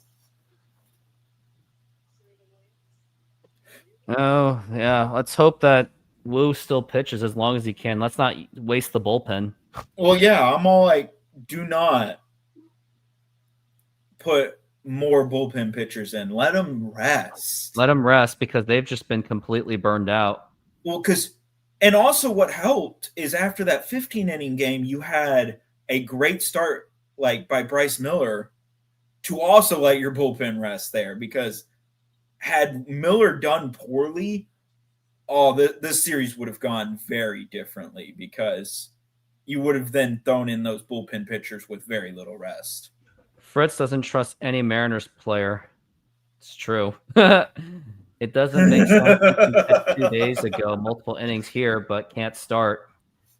I don't blame anyone for feeling it. And we are back from the break. Cal Raleigh and Vlad Guerrero Jr. have been the big ones, and Guerrero can do it again. Well, also, Paul, you got to realize, I mentioned this earlier, when it comes to playoff series, especially when you get to the best of 7 series, there are just certain games that no matter what, your team just sucks or is like on fire. And now we're at 1-0, and now the pitch, and that's going to be a strike. Because, for instance, every single time the Mariners have been to the ALCS, the closest they've gone is Game 6. And we are now at 1-1. So it's not surprising that you didn't win Game 6. And now the Astros pitch. have never won a Game 1 in the World Series. Swing and a miss, and that is strike 2. They've always won a Game 5 in a World Series, but never. And up until 2022, they never won a Game 6 in a World Series. It's weird just how that plays out. We are now at 1-2 for Vlad Guerrero Jr. And now here is the 1-2 pitch. That's why I said best Low of for a 7, ball. Fritz. Not World Series. I said best of 7. World Series, baby! Baby! You were live. You were on live. Well, not on live, but you were there when it happened, right? Yeah, I was in the chat when that happened. Now we're at 2-2. And now the pitch. And that's going to be a foul ball. And you were also there when we were doing, when you did the 50 Shades of Mariners jokes. I think everyone exploded in laughter at the same time. That was a great one. Unfortunately, though, he's no longer with the channel, though. Yeah. As we're at 2-2. And now the pitch. And that's going to be a foul ball. And as you can see, Brian Wu is actually locating his pitches very well. He's not giving Guerrero any chances. He's keeping them on the inside, which he should. Well, yeah. But you got to get Vladdy out here. He's only gotten 1 hit against Wu, but the bad thing is that 1 hit was a home run. As now we're at 2-2. Now the pitch. And that's going to be a foul ball again. And this could really tax on Brian Wu. But no, regardless, I still think, especially if he does well in this inning somehow, he should still get another inning. But like you said, you think he should go all the way.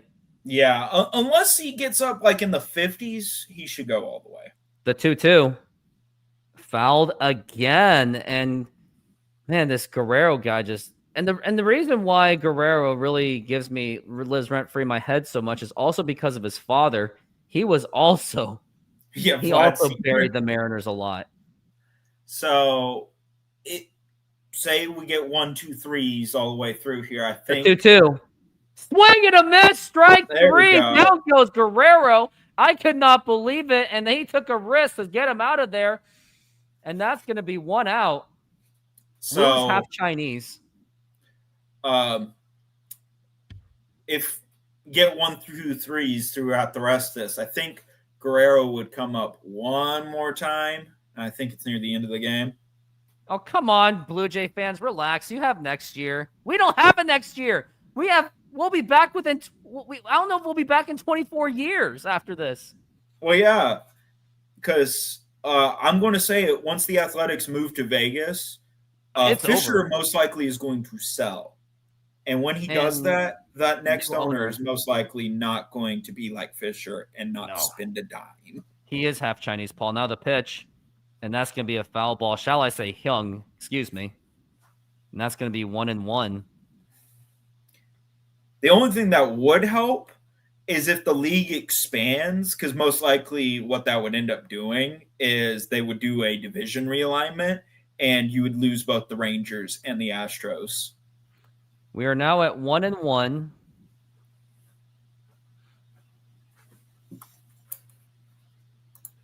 He's still Geno Smith? Oh, Geno Smith. With the Raiders. Going Geno great. Smith. The 1-1. Low for a ball, and that is going to be 2-1. Wu has been awesome for now, but he has gotten a little bit lucky. I have to say that. Yeah. I think he just came in too early. I'm not going to put the Seahawks game on. As we're at 2-1 now, the pitch. And now here's going to be a blooper, and that could be trouble, and Julio could have caught that. Paul, you jinxed us. You jinxed us. Julio could have got that. It was well in range to catch it.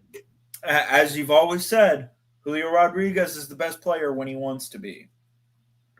He is. And he's also a very volatile player. Paul Hahn, I will answer that question if we get there. If it becomes a question. Right now, I cannot answer that. Look at that mouth with Brian Wu. Did you see that?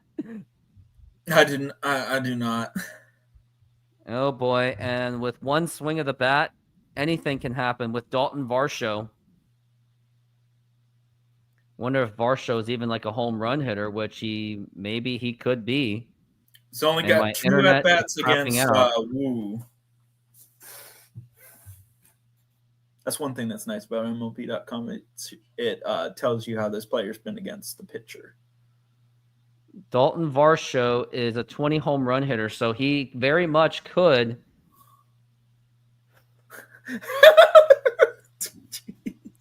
And now we're at the pitch to Varsho going to be, who is 1 for 2. Now the pitch, low for a ball. And I'm telling you, Julio should have caught that. I think he should have caught that one. Do you think he should have caught it, or do you think he was just too scared of it going past him? Because that could also have happened. Well, yes, but and that one, because weren't the other outfielders the pitch coming now in? Here's going to be a fly ball to right, and Robles makes the catch. Yeah. But I'm pretty sure the left and the right fielder were also coming in on it. So even if Julio had missed it, it becomes a double? Like,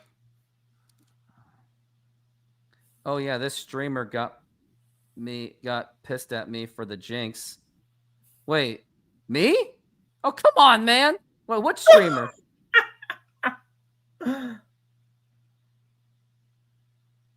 Oh, come on, man. I'm still letting you comment. So now the pitch. Comment is up. Jeebus was one of those on the TV angle that looked like a homer off the bat. I saw the Blue Jays, I swear.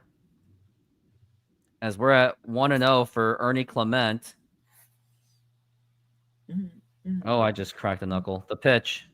And now here's going to be a ground ball right to Crawford. Go to second. That's going to be in time. And by the way, I got a food delivery. I wonder what this is. Be right back. It smells good, too. Victor Robles coming up, Julio Rodriguez, and Cal Raleigh.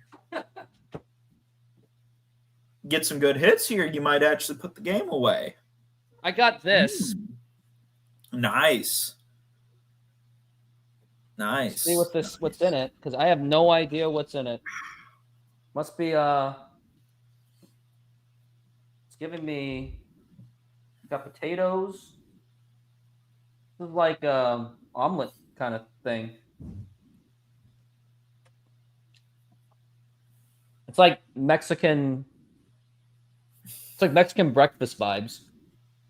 Though it depends on which version of, Mexican breakfast. Because, you got Tex-Mex. This won't be necessary.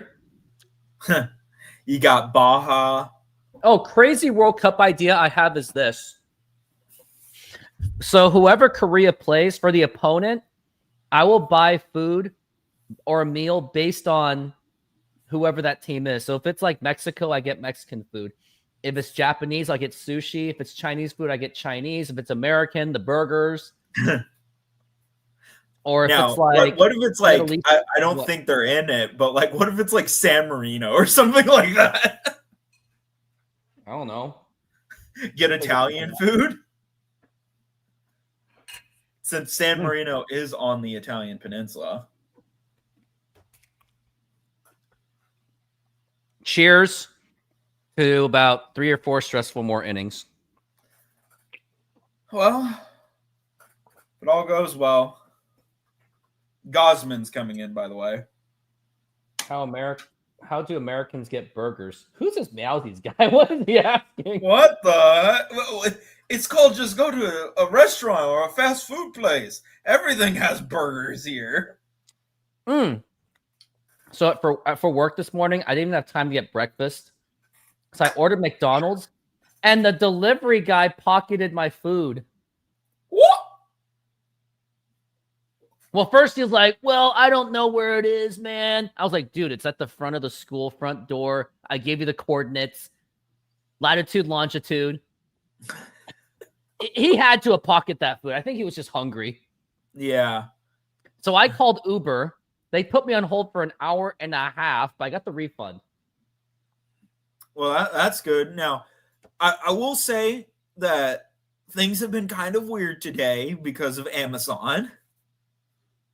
Yeah, what'd they do? Jeff Bezos sold his house? AWS went down, and it took out like half the internet. Like, still, even to this, to right now, there are still websites that still haven't come back up from Amazon.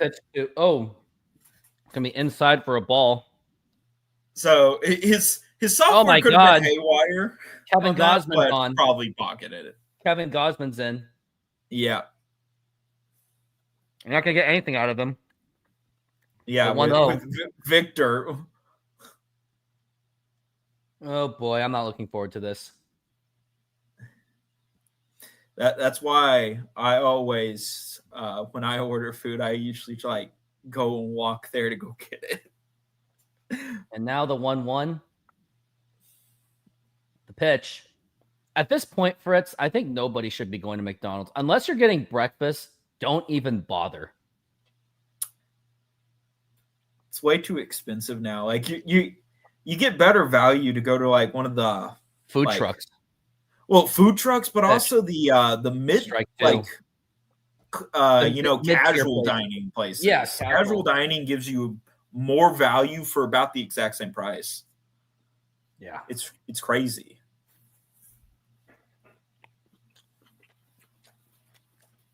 The pitch. Now, fly ball, and that is fouled. Nearly a home run, by the way.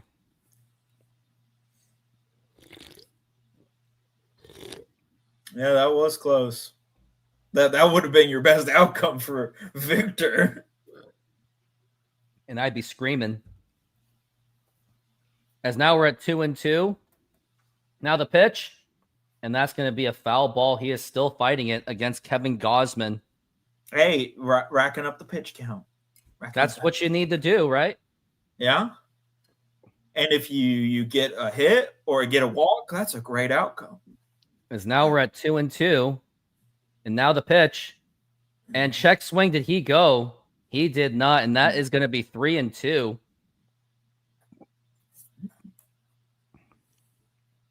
Jay Trident Podcast says he's going to try. If they win, we're going to celebrate a bit, but I'll swing by, cry for 2 minutes, and be on. The pitch. And ball 4, take your base. And now we got Julio Rodriguez up to the plate, and this is a very opportunistic moment for Julio. And he could just simply be in the put the Mariners in a great position to put the Blue Jays away with one swing of the bat. He is 4 for 14 against Gosman. So he's, to say, average at best. Yeah. Way better than Victor, though. Now the pitch. And that is a strike. I can see why he didn't swing at that one, because it's just the first pitch. You usually don't want to swing at the first pitch. And now here it's going to be 0-1. And now the pitch. And now here's going to be a ground ball, double play ball. Throw to second and the throw to first. Oh, And that is in time for the double play. At least Cal is 5 for 12 against Gosman, so he might. But then that could have been 2. That would be losing 1 or 2 runs extra. Yeah. But Which also, they're not even going to do it. They're just going to walk Cal. Man, if Julio had gone on base, that would have loaded the bases up. To get Josh Naylor, who's 4 for 11 against Gosman. Which they did walk him, by the way. They just did. And now they're going to Bassett. They're going all starters now. Wow. Well, it makes sense for the Blue Jays here. You also don't want to waste your bullpen arms. Especially for a potential extra inning situation. Yeah. And also, Naylor, if you do make the World Series for either team, you want to have your bullpen well rested. Both teams want this game to end by inning 9. Mm-hmm. We're at 1-0. And now the pitch. And that is low for a ball. And also, Josh, as long as you're still on the show, if I just happen to have Jay Trident Podcast, I will have to put you on. Might have to put you on the side because Jay Trident's going to have his moment either way. It's fine. And now it's a 2-0 pitch and low for a ball. Just thought I'd give heads up so you're not surprised. Oh, I wouldn't be surprised at all. Because we need the Mariner moment. And then we'll bring you on. It's like, hey, Josh, you were the beacon of Amordin. I just love the message. The beacons are lit. On door goes spray. Oh, and ball 4, take your base as Josh Naylor walks. And Polanco is apparently 3 for 12 against Gosman. Not only that, he also does well with runners in scoring position with 2 outs. Oh, they finally restored the website stuff.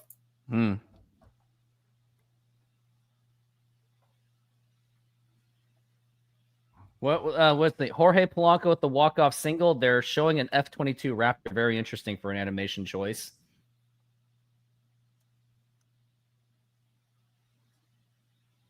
He's done a lot for this season. Jorge Polanco. He's been very surprising. Yeah. Well, and that's another thing. Do you think Polanco's going to have that kind of season next year? I don't. No, I doubt it. I hate to say it. I don't think it's going to happen. A lot of things had to go really right for the Mariners to get in this situation. Pretty much. And you have to ask yourself, are you going to get them again? I know my friend who's a Mariners fan doesn't like me saying it, but I'm still like, you have to ask yourself. And now it's 1-0 for Jorge Polanco.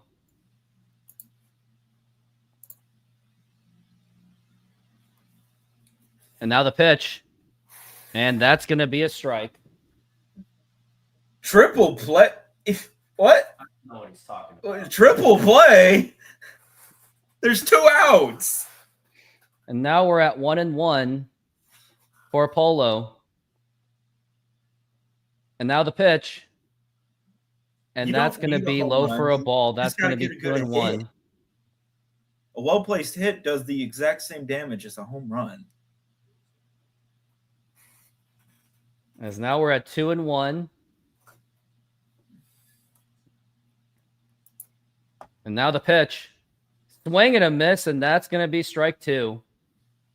That strike 1 was a really bad call. Yeah, it was very brutal. ABS next season, ABS. I'm not gonna put too much into that. It's just the way it is. Well, we'll have to see how players utilize ABS. Right now, I'm not even looking at my scoreboard as we're at 2-2 because I don't want to be spoiled. And now, the 2-2 pitch. And now here's going to be a ground ball, and that's going to be an easy play to first, and that will be in time. And that's going to retire the side as we will go. If only Julio had not hit into that double play. Yeah, Julio. You would have gotten at least a run there.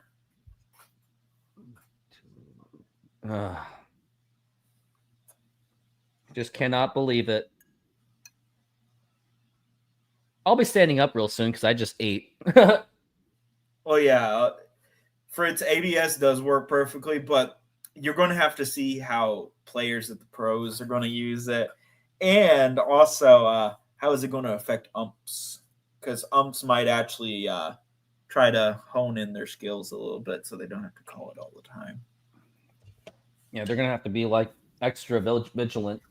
Well, because it's going to be a good accountability for the umps that now you have something that checks. It's the same thing that needs to happen in the NFL and just football in general. Like the ref situation there has gotten also terrible. The ABS doesn't guarantee everything. You would think that the ABS challenge is only going to be like you get like what 3 a game probably. From what I read, it's 2, and if you win it, you get to keep it. If you lose it, that's it. And then,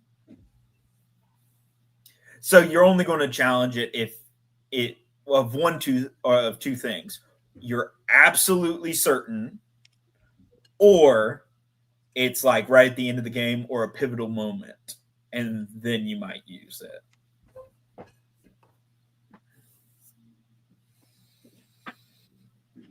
Barger, IKF, and Jimenez are coming up.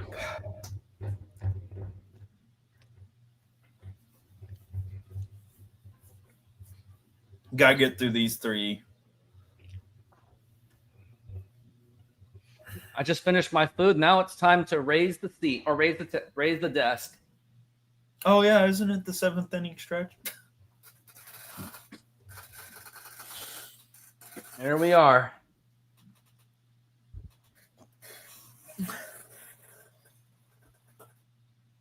But right now, I don't want to talk about any kind of ABS. I want to talk about hoping that the Mariners make it to the World Series. Yeah. And no one was thinking of that.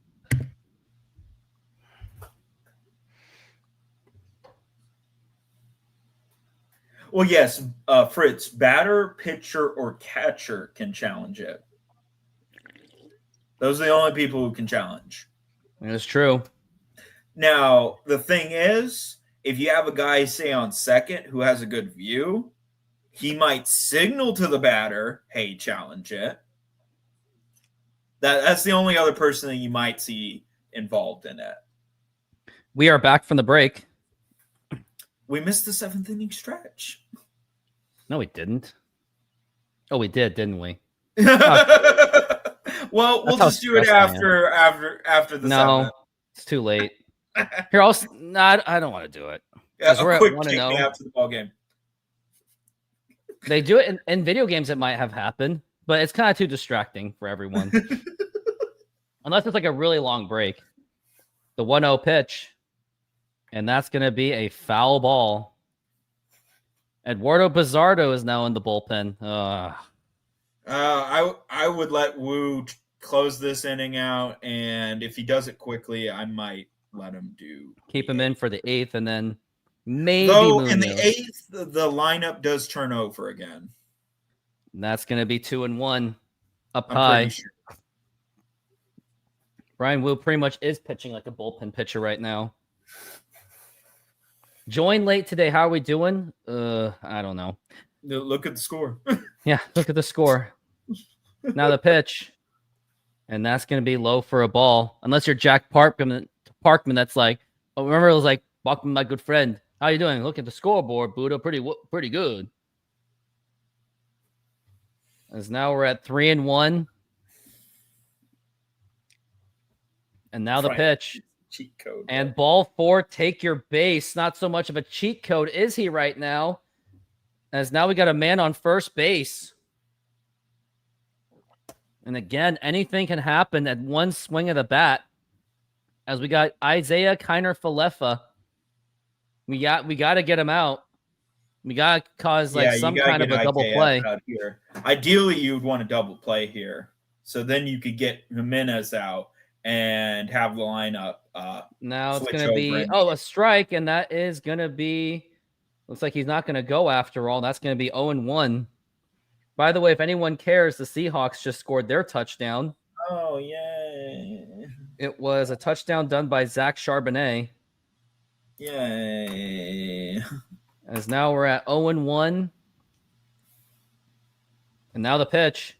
Now it's going to be a foul ball.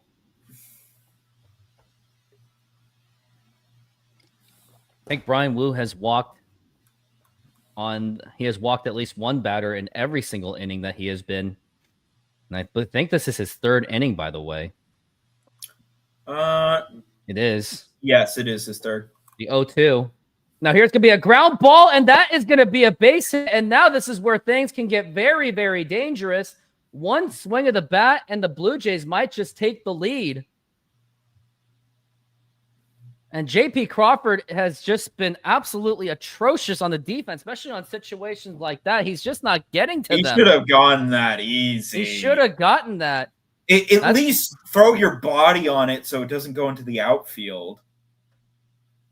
So, you could get the force. Oh, no. And now here comes Pete Woodworth, and maybe you should have talked to Brian Wu a little bit earlier than that. Yeah.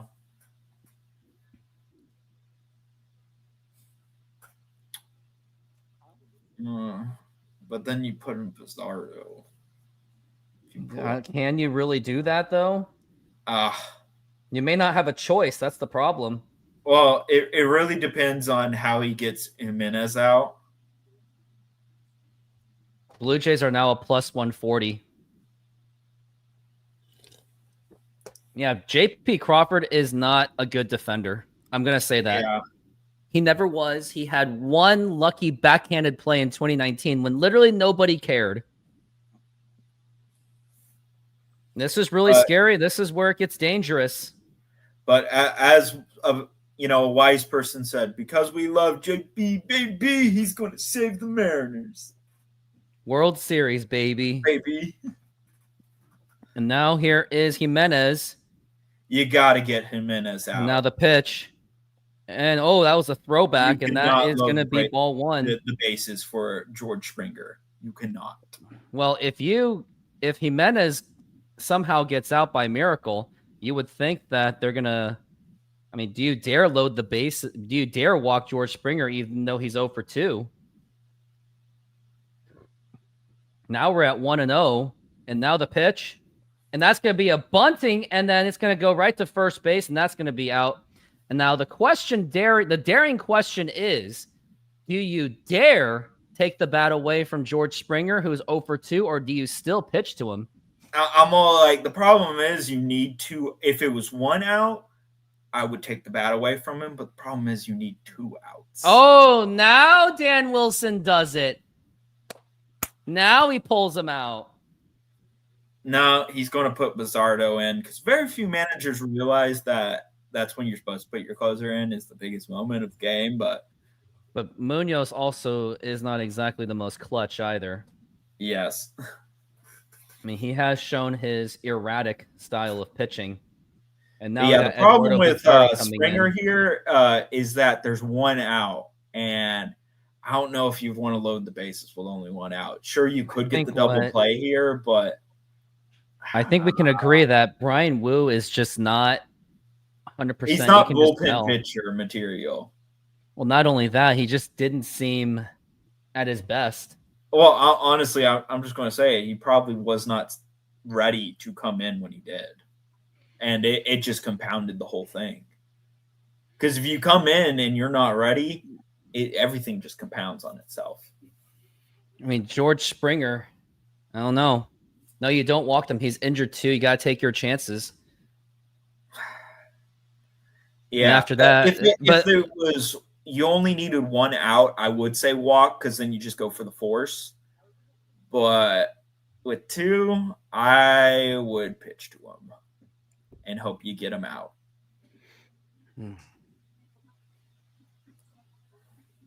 I don't know. I don't know what to think. Yeah. And maybe eating that Korean snack isn't such a bad idea. Even though I just had carbs, that's the problem. And I'm just walking in pace right now.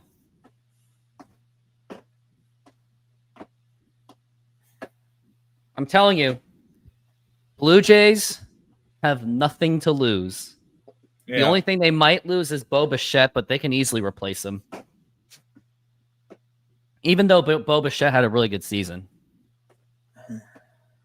But Blue Jays know they are at least they at least know how to reload. Well, and also in a lot of ways, they're kind of just playing with, it's not exactly house money, but they don't have any big contracts coming up. Well, and now we've got George Springer up to the plate.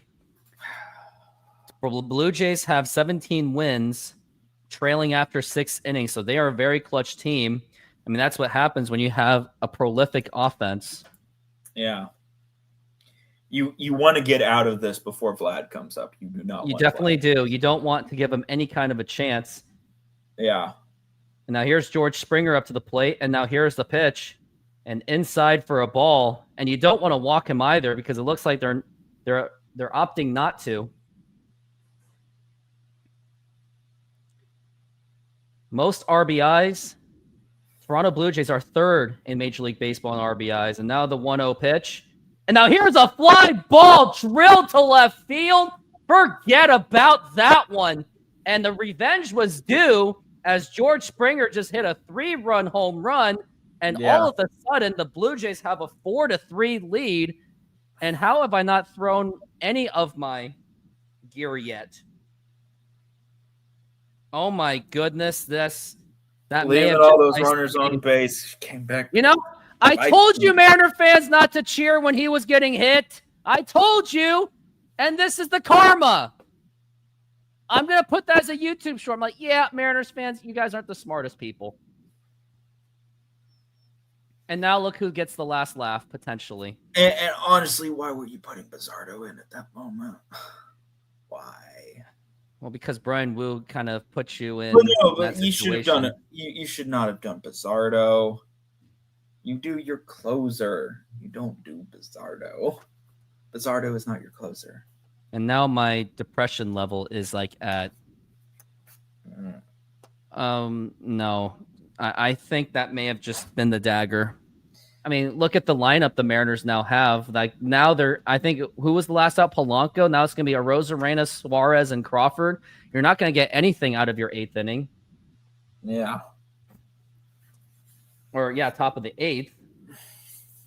Maybe I should have sang the 7th inning stretch.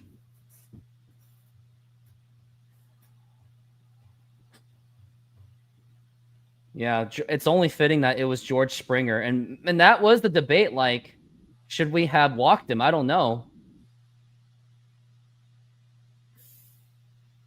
And that was right down the middle, too. That was what was even worse. Yeah, this is the gopher.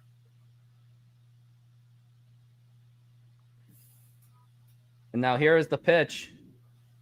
And that's going to be popped up, and that is going to be way out of play. And I'm going to put it on a Facebook thing. I told all you fans not to cheer when George Springer got hit. Karma is a you-know-what.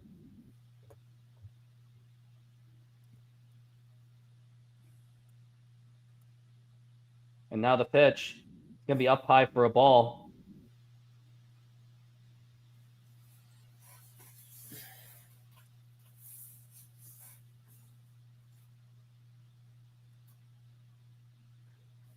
Now the pitch. That's going to be a foul ball. I said it. Wasn't I right? Didn't I say it? Do not cheer when someone gets hit like that. I said it. Do not cheer. I said it was going to provoke. I'm going to say it. Pitch. Now here's a liner to right field, and that is going to be a base hit, but at least you can get a double play out of it. A moot point there. That would have at least tied the game up there. So it's a moot point. And now at this point, it's just getting funny. That's why I was not. Yeah. All those runners left on base.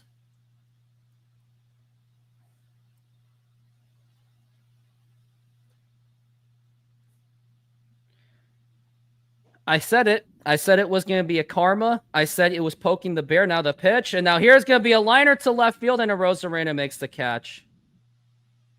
Well, honestly, I'm going to still say it. You should have gone with Munoz. But Munoz is a closer.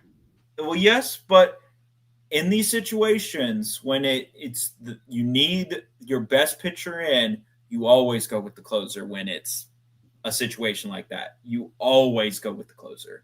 And if he beats the closer, so be it. You do not say, "Oh, I'm going to save my closer for now the pitch." An inning that's never going to miss. You do not. I mean, how many times should I say it? I mean, would you agree with me that cheering Springer getting hit, everyone should have been dead silent and took a knee? I would have taken the knee. And then when he got up, you cheer. Yeah. Because that's a good thing. And also you put more pressure on the Mariners to perform, because if you're laughing at George Springer, that's motivation. Now it's going to be 0-2 the pitch. Low for a ball. And I'm telling you, Mariners have to win. Because, again, do I have to say it again? How much do Paul, no, wrong. There is no next year. Next year, Suarez won't even be on the team. Naylor is going to be gone. Arozarena demands a trade. We're all doomed. The 1-2 pitch, and that's going to be outside for a ball. We all saw this happening. This is where I warned everyone. I told Mariners fans to not talk about the World Series when we were up 2-0. Didn't I tell them? I told them. I made videos about it, and now the 2-2. And strike three called, and that's going to retire this side. Especially in that situation, because the Mariners had never gotten over the three-win hump. But even they're already don't celebrate until it's over. And then you know what fans were like? You're not a true fan. You're so negative. Good vibes only. You got to believe in your teams. Like, okay, we're fans. We're not, our words do not impact anything. I'm going to say it. I celebrated too early in the 2023 ALCS, and man, game 6 and 7 hurt a ton. And that 2023 ALCS.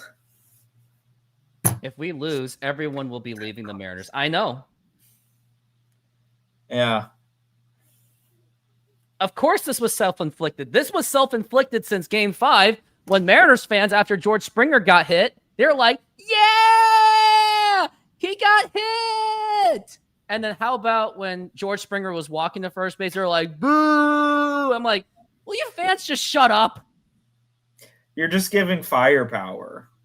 That's what they did. They poked the bear. And also, you should have known that was going to happen here, because look at how he was swinging on his last at bat. He was trying to murder that baseball. I saw that. I did see that. Maybe that's why you should have walked him. Yeah. I'm just all like, the sad thing is then the next batter proved it was a moot point, because that would have tied the game. What do you think the guy on second would have made it home on that hit. What do you at think least of you wouldn't have been trailing, but still. I'm going to make a video if the Mariners lose of when the Mariners hit, and I was like, hey, do not cheer. Please stop cheering. And then George Springer, and I go, told you. What do you think is the...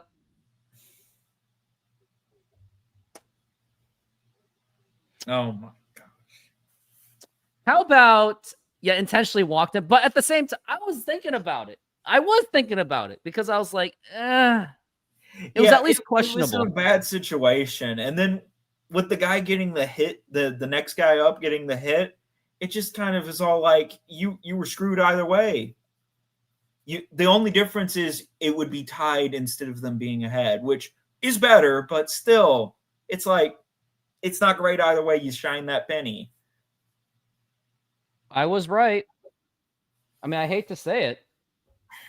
I was right. And now Springer gets the last Bassett coming up to pitch.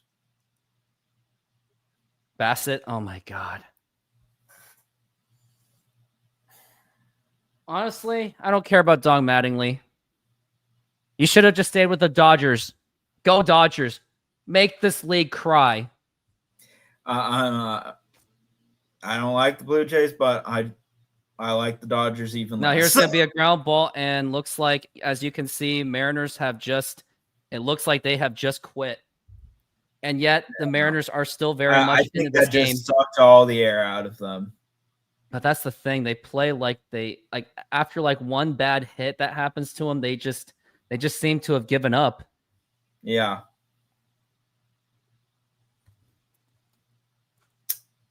Which that means Springer's at, is it 23 home runs now in the postseason? Saying that from Paul. I want Altuve to break that record.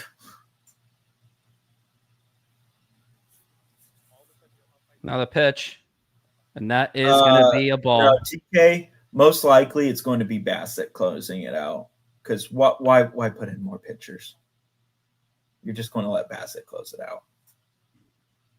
As now we're at 1-1 for Suarez. And now the pitch. That's going to be 2-1 for Suarez.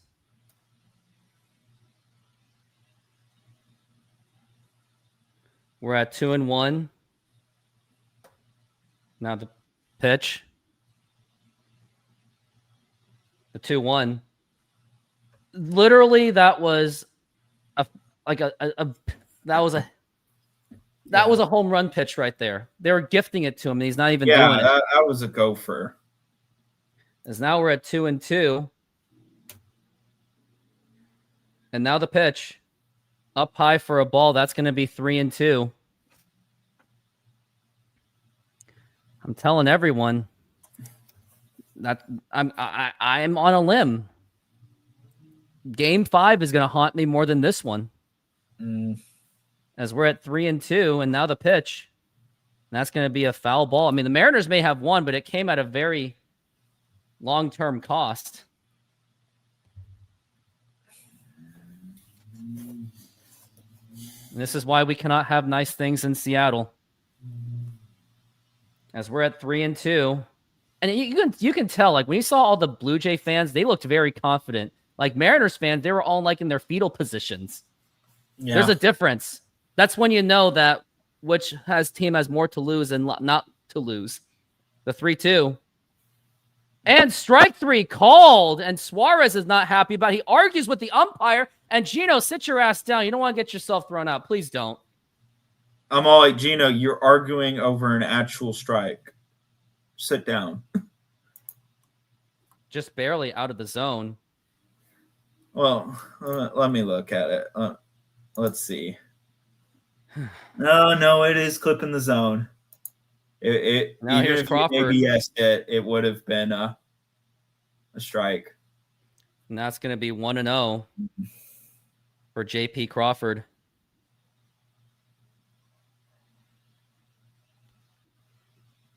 And now the pitch. Now here's going to be a ground ball right to the shortstop, and you can just tell that the Mariners just pretty much gave up. Yeah. It's only just a matter of 3 innings left, and it just seems like a matter of time. It's like the Phillies in Game 6 of 2022, Astros in Game 7 of 2023. Oh, stop it. I'm not going to list, not a guy that has 2 World Series championships. Yeah. But by the way, I thought I just might play this as a consolation comedy. My point is it's across all Seattle sports. It's this idea, like people pleading 3-4 years ago to bring back Ichiro.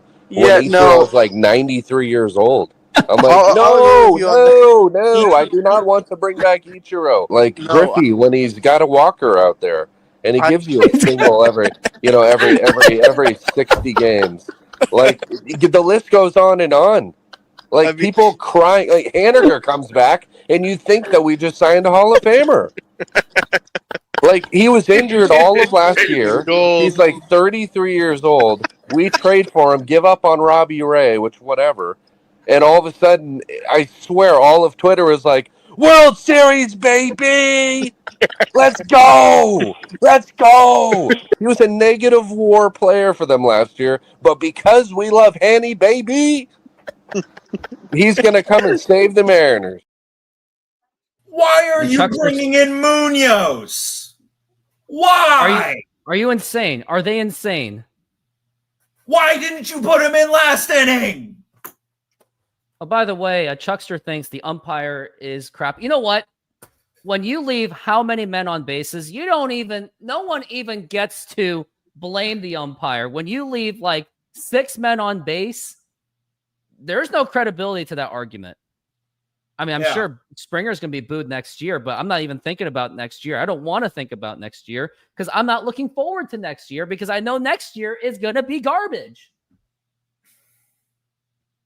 And the worst part of this is Dan Wilson is going to get an extension because he did something that Lou Piniella couldn't even do, but it was out of sheer luck.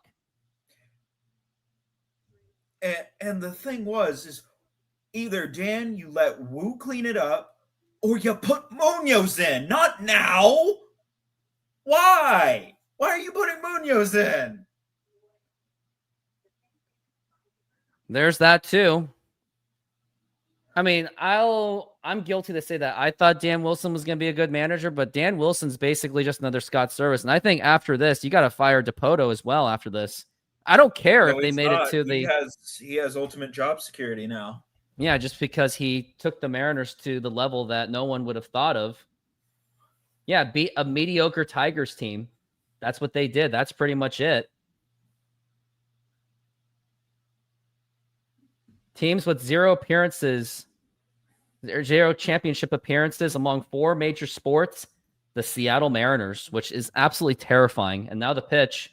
Now here's going to be a liner to right field, and looks like Blue Jays are playing absolutely no mercy whatsoever. Yeah. And the worst part of this, the Mariners are going to be down to Leo Rivas, Victor Robles, and Julio Rodriguez. you're guaranteed. You just guaranteed 2 outs right there. Yeah. And honestly, like once that 3rd out happens, I might actually cry my eyes out and realize like this could be it for the Mariners. Like the pitch, and now it's going to be a bunting attempt, and that's going to be a foul ball. And yeah, the question is, where is Matt Brash? Why isn't Matt Brash pitching? That is something I agree with Chuck Strex, and I don't agree with him on everything. Well, yeah, it was just all like, why Bizardo? Why did you put in Bizardo? Why? Now we're at 0-1, and now the pitch, and that should be a strike. No, that's a strike. It was literally out there. Now we're at 1-1, as this Mariners team is on the verge of elimination, watching the Blue Jays get to the World Series because some Mariner fans couldn't keep their mouth shut when Springer got hit, and also Dan Wilson made very atrocious decisions.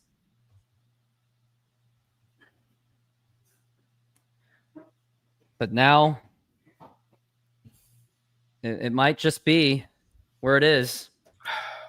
And it'll be more upsetting is what if the Blue Jays win the World Series against the Dodgers? I would hate that. Now the 1-2. Now here's going to be a ground ball, and that is going to be a base hit, and it looks like, and they're going to third base. I think this is it, man. Yeah, it's a. It's okay. Hey, guys, look. There's always next year, right? I believe in this team. Good vibes only. It's okay. We got... Oh, shut up. Yay, we hit Springer. Good job. Yeah, how did that go? And then he just gets the last laugh. You're an Astros fan, and you feel the pain with me. Yeah, because I was actually really invested in this. And now the pitch. And by the way, I'm going to try something different, but I am going to open up the phone lines. I do have a burner phone account. And if anyone wants to vent about how this game went, there it is right there. Phone lines will be open. And now the pitch. And that is going to be a ball, 1-1. Fritz, you take the high road. Many people don't take that. I mean, the Blue Jays were the better team. There's no doubt about it. Well, yes. The 1-1. And the fact that for a ball, the Mariners took it to Game 7 is amazing. Josh deserves an apology from all of us for dogging on him to come in for a good luck. I mean, he tried. If anything, we shouldn't apologize to him. We should be praising him for even being here. The pitch. And now here's a liner, and that is going to be caught in a double play. Mariners catch a break, and now that's going to be 2 outs. Maybe that's momentum building. Maybe. The thing is, like, I am more horrified of the offseason than the outcome of this game. That's the scary part. At least if the Mariners were more like the Dodgers, I could actually look forward to next year and say, oh, we actually do have hope. We have good young players, and they could build on this. But next year, we have to hope that they even keep this team together. Yeah. Like, even like losing one key player, and keeping everyone else would be considered a wild successful offseason. Yeah. It really depends on what that one player you lose is. Could be Josh Naylor. Which, honestly, I'm going to say it. Josh Naylor's most likely gone. Yeah, he's going to be gone. He's going to get a big bag, and I don't see the Mariners paying it. No, I don't either. They're just there's a lot of idealist fans out there for the Mariners who say, "Oh yeah, they'll see that the success and they'll put some money in." And I'm all like, I wish I had that optimism. As we're at 0-2, I did too. Now the pitch. I think if I was more of an optimist Mariners channel, maybe I could have gotten another 2,000 subscribers, or maybe not. Maybe I would have gotten nowhere because I would have been considered unauthentic. Yeah. As we're at 1-2, and now the pitch, and that's going to be a foul ball, and you could just get out of this inning with a strikeout. But no matter what happens, even if the Mariners get the bottom of the ninth, Munoz is not going to be pitching. Yeah. I'm trying to think of what kind of a rallying cry that I could do for the Mariners. I don't think I really have one. And now the pitch. Now here's going to be a ground ball right over to Leo Rivas. Throw to first in time. And that's going to retire the side. But maybe this will get them motivated because I got to go.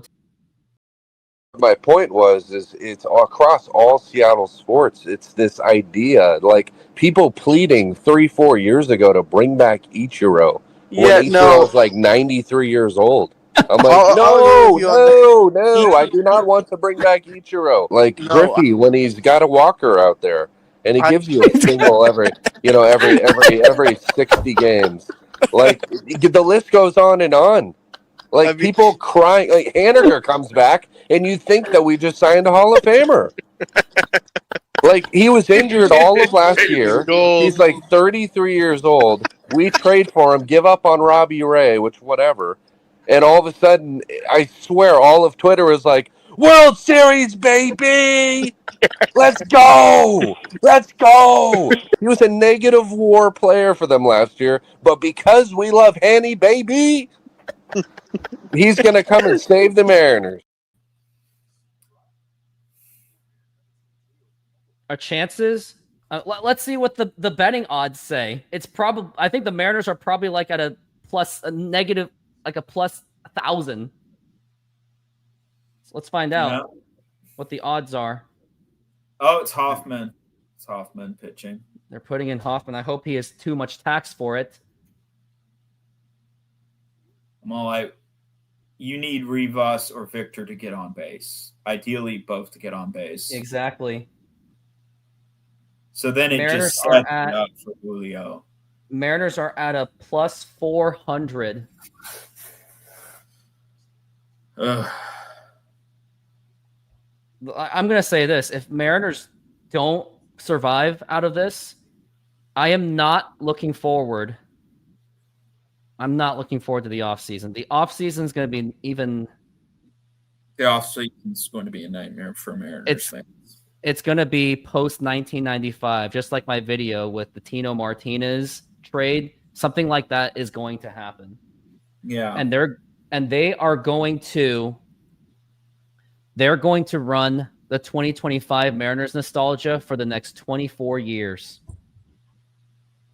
Yeah. Also, I used my burner account to so another Mariners guy is doing a live streaming. I said maybe cheering for Springer got hit by Wu was a bad idea. Karma's a real thing. And the guy's like, well, I don't know what to tell you. Basically, he seemed like he was for it.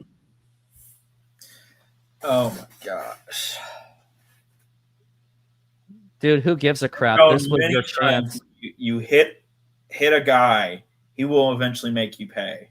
And he did. And honestly, I hate to say it, as much as I don't like Springer, I respect him for it.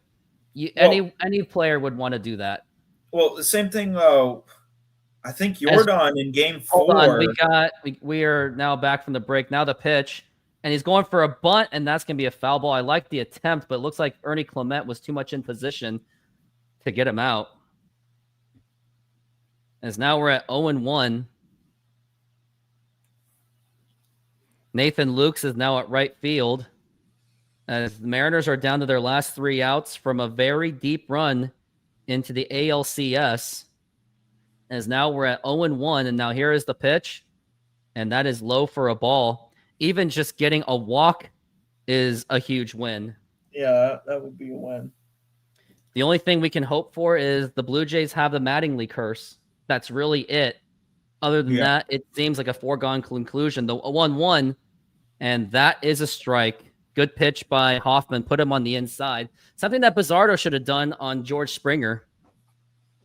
Because worst case scenario, if you put it on the inside, worst case, you would have maybe gotten a lucky bloop single. Well, like your worst case is that or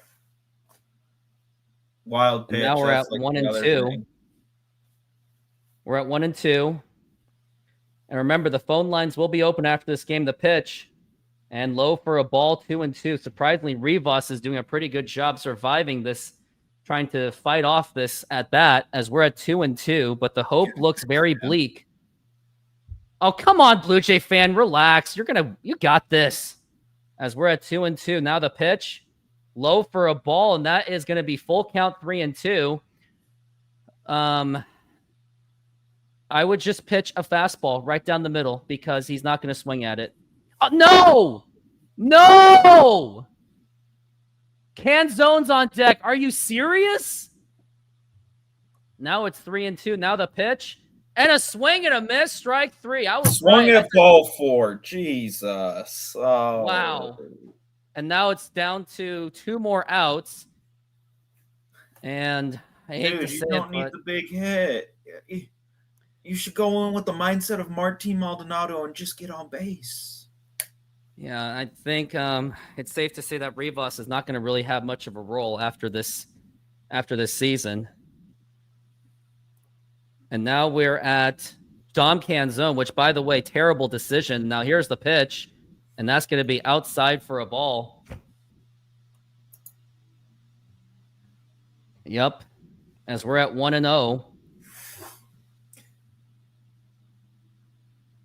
Yeah, I wonder how Harry Ford feels. I don't know. And now here's the 1-0 pitch. He just jammed it. What is he doing? A terrible... And at least it was a foul ball. At this point, I'm kind of like, Canzone tries to just hit it out of there, but you can't trust him to do that either. Hitting 111 with the season on the line. See, it's just not sustainable. I know. I agree. As now we're at 1-1, and I have a feeling I'm going to be on this show for at least another hour, no matter what happens. As we're at 1-1. And now here is the pitch. Way outside for a ball, and that is going to be 2-1. That was on a splitter. I wonder how these computers get that pitches. And as we're at 2-1, all I know is I can see myself going to 7-Eleven after this. And now the 2-1 pitch. And a swing and a miss right down the middle. Did you see that? Right down the middle. Like, I think Canzone cannot be on this team after this season. He cannot. As we're at 2-2. And it's down to just possibly one more out after this. And now the 2-2 pitch. And a swing and a miss, strike 3. Big surprise. And now the Mariners are down to that final out. And it's going to be up to Julio Rodriguez to be the hero. And he's going to have to come up with a really big hit. I think maybe ideally you should try to see if you can draw a walk and then give Cal Raleigh the chance. But then again, they're just going to intentionally walk him anyway. Yeah. So I think Julio's going to have to come up with a really ginormous hit. As he is 2 for 4 with a double, solo home runs, has scored twice. So he has done it. And now it comes down to this. One more out to go. And now here is the pitch. Up high for a ball. Mariners are down to their final out. And I'm really not ready for this, but I'm going to have to be. As we're at 1-0. And now here is the pitch. And that is going to be inside for a ball. And you see those shirts saying Ciao Seattle and Bye-Bye LOL Seattle. Maybe that could be the karma. I mean, Julio, maybe look behind you at those fans and take a batter's timeout to go look. Yeah. And now we're at 2-0. And now here is the pitch. And a swing and a miss. And what are you doing, Julio? Like, that's going to be strike 1. The time is now. There is no next year. You got to play this as if the Mariners are leaving Seattle, as we're at 2-1 for Julio Rodriguez. Cannot take this anymore. And now the pitch. And that's going to be a foul back. And now it's game time. Ball 3 and ball 4. I know. It has come down to this. The Mariners have had a heck of a run, but it is on the verge of ending. Julio played as well as he could. And now we're at 2-2. It comes down to this. And now the 2-2 pitch on the way and low for a ball. Ball 3, 3-2. And at this point, if they can just draw a walk, I will be more than happy with that. As we're at 3-2 for Julio Rodriguez. High pressure on him as we're at 2 for 4 for Julio. Hoffman going to pitch number 17. Comes down to this. And now the 3-2 pitch and the swing and a miss. What the hell of a swing was that, Julio? And now the Blue Jays are going to the World Series for the first time since 1993. The run has ended there for the Mariners. Blue Jays going to the World Series. Mariners had a 3-run lead, and they just blew it. And then Julio, what does he do? He swings at balls 3, 4, and you might as well say ball 5. And ball 6. There were 6 ball pitches in this. He swung at 3 of them. And that is why Julio is the most volatile star in Mariners history. And, oh boy, I am just going to open the phone lines right now. If there's anyone that wants to call to vent, I will be here for all of you. I am here for the fans. Here you go. Maybe the only silver lining in this, we didn't have to see the Mariners get wrecked by the Dodgers. That's the only silver lining, but oh man, it didn't have to end this way. It really didn't. Yeah, it would have been better. It ended in the worst way possible. But I'm going to have to say this. I hate to say this, but I give credit to George Springer. I give credit to him. Not only did he hit the home run, but he did it in revenge. Yeah. But man, well, it's like 2022 Yordan Alvarez. Yeah, a little bit like that. And the worst part was I didn't even think much of it. Well, and for Yordan, I'm thinking of the World Series where he got hit in Game 4, I want to think, and that same guy came up in Game 6, and that Yordan home run sealed that. I know. Man. And it was just the worst possible swing for Julio to do, and it was only fitting. And Jay Trident podcast will be on, and actually, I'll let you stay on. Okay. Just watch us, that's all. But sounds good. I'm gutted by this, but the only thing I'm relieved about is at least I don't have to have my mind on Mariners baseball. At least I can just relax. And maybe I'll do some World Series games. I'm looking to do one on Saturday. And I'm actually going to text my boss and say,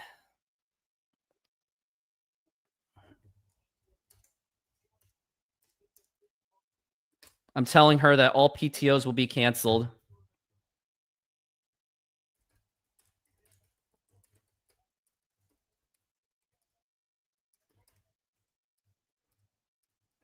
Yep, that's all. So, yeah, it was definitely poetic justice for George Springer. Like, the thing is, I just hate George. It's not like I don't care about George Springer. I really don't. But I give him a hell of a lot of respect because you got hit in the knee. It was unclear whether he was going to come back. And to hit a home run on such odds like that, I can't hate that. I mean, obviously you can't because you're an Astros fan. He played for the Astros, but I know I'm a diehard Mariners fan, but that home run was so deflating. Not only was it deflated, but it was something that I could respect because anyone in that situation, in a mainstream perspective, it is an inspiring moment. When you get hit in the knee, you're pretty much almost taken out of the ALCS. And by the way, guess who gets the last laugh in this entire freaking series? Who gets the last laugh?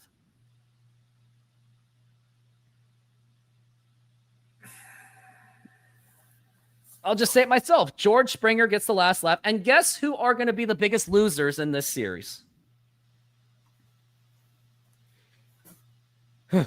All those Seattle the ones fans that cheered. Yep, all the ones that cheered. Fans. And of course, you can't blame Bizzardo. The only thing I can blame is that he did pitch it right down the middle, but you can blame it on Dan Wilson for not choosing better options. And yeah, honestly, I should have caught that. He should have gone with Munoz. If he was going to put in a bullpen, he should have gone with Munoz. Either Munoz or Brash or anyone else, or see if Wu can finish this inning. And now it is very deflating. And Chuckster doesn't respect anything Resoch. Man, this whole Astros living rent free. I mean, that's the thing. That's the mindset I just can't have. Like, it's not about the Astros, the Blue Jays, George Springer. It's about what the Mariners can do. That's what it's all about. I mean, everything that the Mariners did in this game and this entire series was heavily self-inflicted. They had a 2-0 lead. They squandered pretty much the entire thing at home. Then they go into Toronto and also squandered every bit of it. And I'm telling you, if there's anyone that wants to call in, just let me know. I would love to hear from any of you.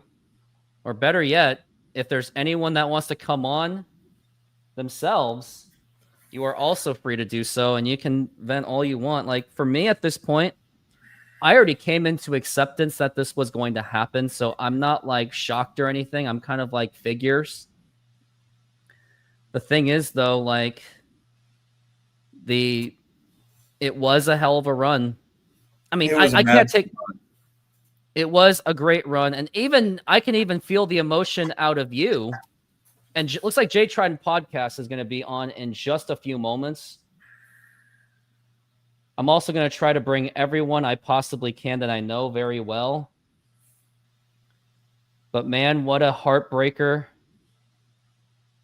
of a moment it was for Seattle baseball. And honestly, I can almost see tears coming out of your eyes. Because you might feel the pain for me.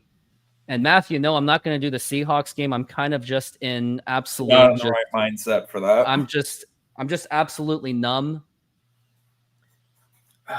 Yeah, Game 6 was absolutely squandered with the double play.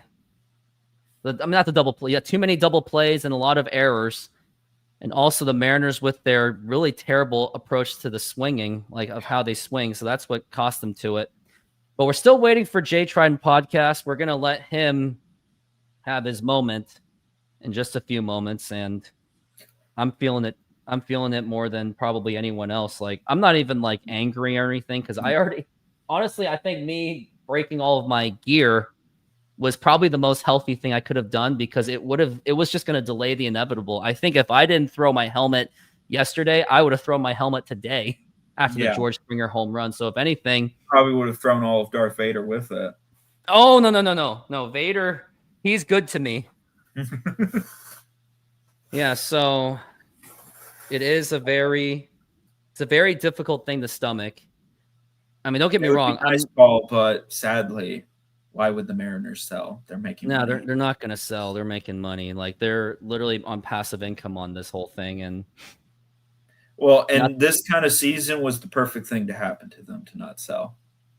Because it happened right at the moment fans were demanding more, and they got more.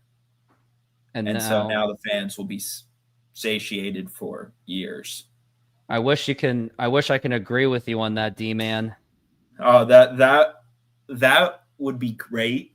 They're not going to do it. He's got job security at least for 3 more years. Yeah. And now here comes Jay Trident Podcast. And actually, Josh, let him give you a moment and you'll be back. But here we are. How you feeling, sir? That felt worse than Super Bowl 49. I didn't think I could have a sporting moment feel worse than that game. And somehow it did, man. I just so many things to talk about. I mean, I appreciate you being along with me this season. It's like almost an emotional. I don't know. I don't know. I thought we had it, man. I did so too. And some things that really get me.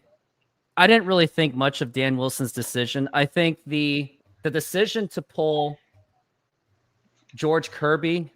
I mean, it's up to debate, right? Like, he was struggling, but then he seemed to have been dialed in. But even then, Brian Wu was doing okay, so I didn't harp him too much for that. But then bringing in Bizzardo seemed to be very questionable. And there was a small part of my mind is like, hey, maybe you might want to consider walking Springer. This is like too perfect of a situation for him, considering the situation he dealt with when he got hit in the knee and fans were cheering. And then that was my biggest fear after that.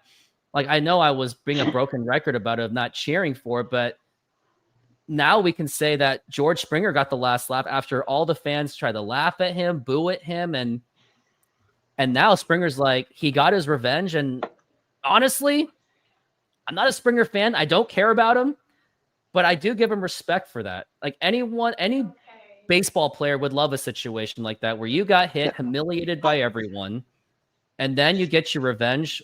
Like as a softball player, I totally would kill for that. Not kill for that moment, but I would long for that moment. But aside from that, a lot of bad swinging approaches by the Mariners.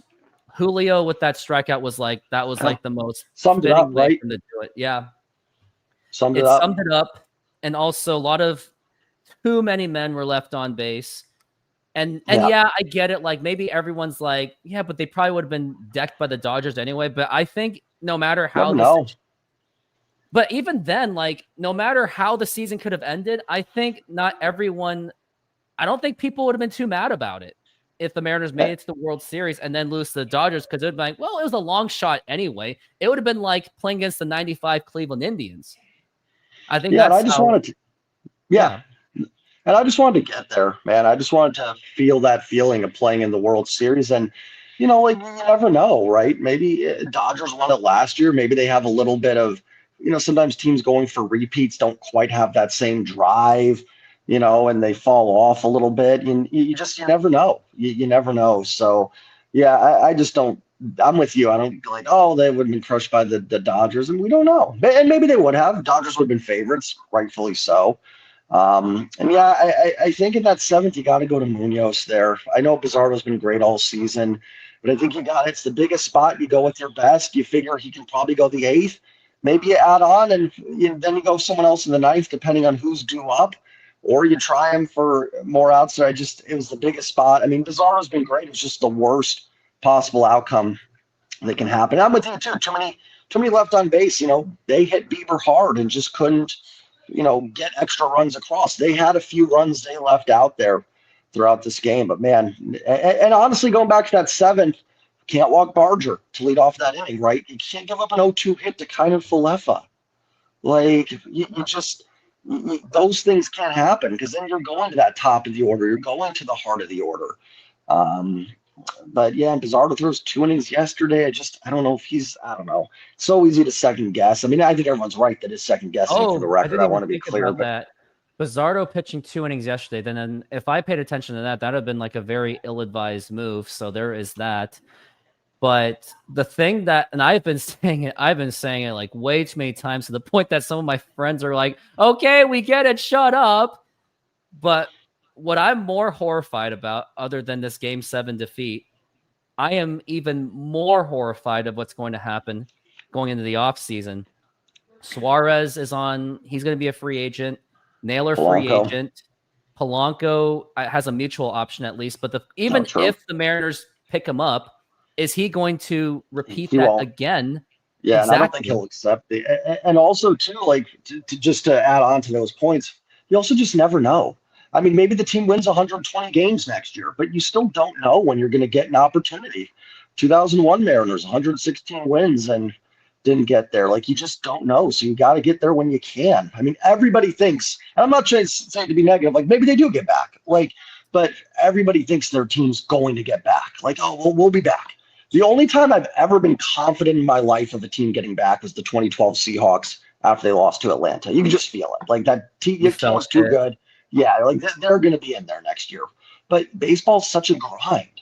You just don't know. Like, you know, it's a player option. I saw someone said, okay. I would imagine that he's probably going to opt out. Gosh. But yeah, I hear, so. Anything else you want to add? Because I get your point of like, it could go this way or could go the other way. But the problem is there's just way too much. And the problem is the Mariners ownership does give that perception, right, of like what's really going to happen. Like 95 was different, right? We were just so conditioned. We were just we happened to just see it for the first time. So we didn't even think about off season. But now that social media, we got books like this, we already know what about the uncertainties of next season. Like every single YouTuber is going to say the same exact thing of like, what are they going to do for next season? Is everyone to stay?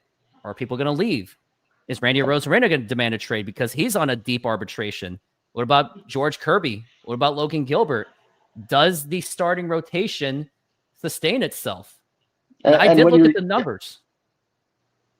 And I did look at the numbers where I'm like, there's a small part of me that's like, man, maybe the Mariners should try to see if they can get like an actual bona fide number one, even though that's just falling on deaf ears. But there's just too many questions. And that's why many people saw me on edge doing this play-by-play and, of course, breaking my helmet. I mean, should have kept it. That's what cost him. The thing is, I know I'll take responsibility for that. I really will. But if the Mariners had been more consistent like the Dodgers, this helmet isn't full. But because of just too much uncertainty and fear of everything, that's why too much was just on the line, because the Mariners finally throw us a bone when they were like, okay, fine, we'll get you Naylor, we'll get you Suarez and Ferguson, just to throw a little bit of a bone. But now what are you going to do for offseason? That's already the question I have is, what are they going to do with Naylor? Suarez? Does Kirby and Gilbert get their extensions? What are you going to do with Castillo, as he might be on his little bit of his tail end, not get second half tail end itch thing? Does Cal Raleigh even, not saying he has to hit 60 home runs again, but does he even play at that level again, where he's consistently like more than a 35 home run guy or a 40? Does Julio actually begin to be more consistent and not so much volatile? Because today explained perfectly why he is a extremely volatile star. And then what are you going to do with, and will the prospects of next year pan out? Will Laz Montez get his chance? Will Colt Emerson become what he's supposed to be, or will he just be another Cole Young? Too many questions going into it. But before you say anything, no matter how frustrated I was throughout the playoffs and how negative I was, I'm still going to say that I enjoyed it. Deep down, I enjoyed it in the bottom of my heart.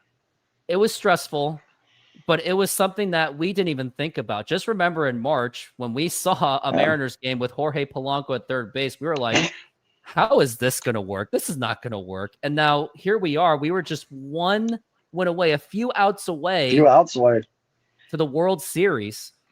And I would have loved to have the opportunity to have us be the underdogs and go, little underdog big dumper against the mighty Shohei Ohtani. I mean, exactly.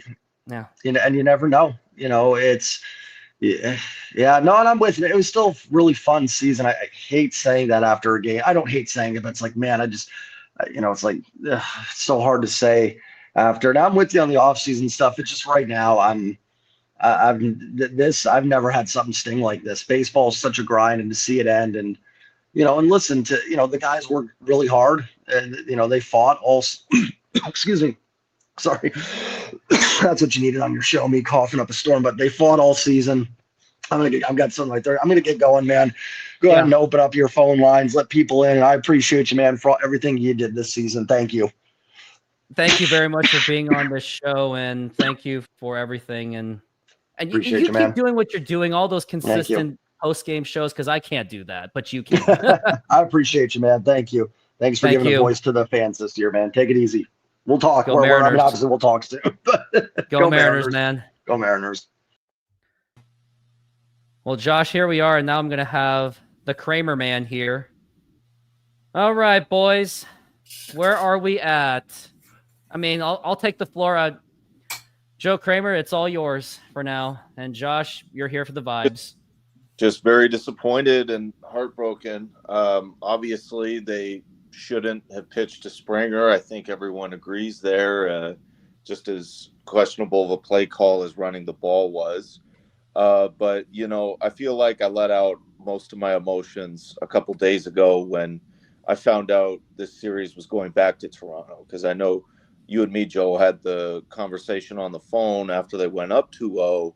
They need to get this done in Seattle, because it's going to be trouble if it goes back to Toronto. Winning games 1 and 2 in Toronto on the road is one thing.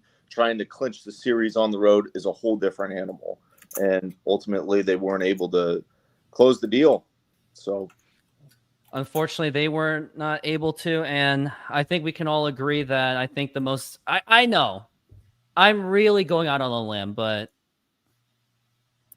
George Springer got the last laugh. That's all I'm going to say. He really got the last laugh, and that's what I was scared of when everyone was cheering. And normally on normal situations, not something like that, when someone gets hit like that, everyone's just dead silent. Like when you're in a game with little leaguers, or when you're just in a casual game or anything less, everyone's dead silent. But when we're in a stage where it's like professional ball players that make their millions, and then it's really easy for fans to forget that these guys are just human beings. And yeah, a 99 mile an hour to the knee to anyone, if it wasn't George Springer, if that was a normal person, that knee is gone. That's probably like a torn ACL right there. I don't know. But I think we can all agree that it's too hard to talk about the game of what really went down unless you have anything. But what really got me was too many men were left on base. There was just too many opportunities to score. And then it seemed that when Blue Jays took out Bieber, it looks like there was going to be a good opportunity. And then the way that Julio struck out just really got me. Like, I think our video that we made together really explained well of who he really is. Mr. Volatility, and he swings at literally everything. You know, I'm as big a Julio critic as anybody. He certainly didn't look good in that last at-bat. Albeit, though, the Mariners should not have been in that position to begin with. They should have been going into that inning probably with a 3-1 lead had they put Springer on and got a force out somewhere in the seventh. But I'm as big a Julio critic as anybody, and I think we saw a lot of promising signs from him, actually, in these last two games. He hit the ball. I don't think he got a hit yesterday, but he hit the ball hard. He worked the count. I think he drew a walk early in the game yesterday. And then today he started things off hot with that leadoff double. It was so promising, and the home run on the slider away. I thought he for the most part came up in the big spot in these last two games, and I think that's a promising sign. He certainly looked a lot better today than he did in games 4 and 5 against Detroit. At least what we are used to. So there is that. But how about those? What was your thoughts on the pitching decisions? I think you were okay with the Brian Wu decision, but what about the Eduardo Bizardo? Because I think everyone was like, why didn't you just go to Munoz or Matt Brash or basically anyone else but Bizardo, or just see if Wu can get out of it? That wasn't the first thing that came to my mind when they brought in Bizardo. I was just thinking, wait, what? They're not going to pitch to Springer, are they? They're not going to pitch to Springer. Oh my God, they're pitching to George Springer with one out and first base open. What is the point of this? I don't understand. Do you think you're going to strike out one of the best playoff hitters of all time, George Springer? What was the point of that decision? He's too good for that. It just made no sense to me. If it was George Springer in Game 6 form, because he did look very hobbled, I would have been like, okay, fine. But after his last couple of bats, he kind of looked like he recovered pretty well. Even in Game 6 yesterday, his first at bat, he drew like a 10 or 11 pitch at bat. Even when he's when he's injured, I guess he's still effective. He can still work the count. He's just such a good hitter. He can do everything at the plate. Work the count, fight off tough pitches, find barrels. He just lives to find barrels, I guess. Yeah. Got to pitch too. Kind of the story of the whole Jays lineup, to be honest. They all feed off each other. There's a reason why they are a top 5 offense in baseball. In runs scored, they have 798 runs. They are 4th overall, just behind the Yankees, Dodgers, and Brewers. And in batting average, well, it's not as good, but it was still good enough for them to get to the World Series. Well, they will go. Actually, they have the best batting average in all of baseball. Excuse me. They find barrels. What else can you say? They made contact, very good contact. They made hit pitchers really work. And I think we talked about this yesterday, that maybe the starters, they seem to be a bit exposed. Like, look at Gilbert. He got absolutely just shanked. Mm-hmm. Kirby barely was surviving. Wu was probably your best pitcher. Even an injured Brian Wu was your most consistent pitcher. Bryce Miller, and when Bryce Miller was your best starter throughout the playoffs, that kind of speaks a lot. Like Castillo wasn't even that great either. No, the pitching definitely got exposed. It's not a team that you can pitch to contact toward, or they'll burn you because they just live for barrels. I mean, I remember, was it like the 7th inning maybe? There was a double play, line drive hit right at Josh Naylor, stepped on first, I think. I saw that. Even their outs are loud, 105 off the bat probably. It's just not a team back towards.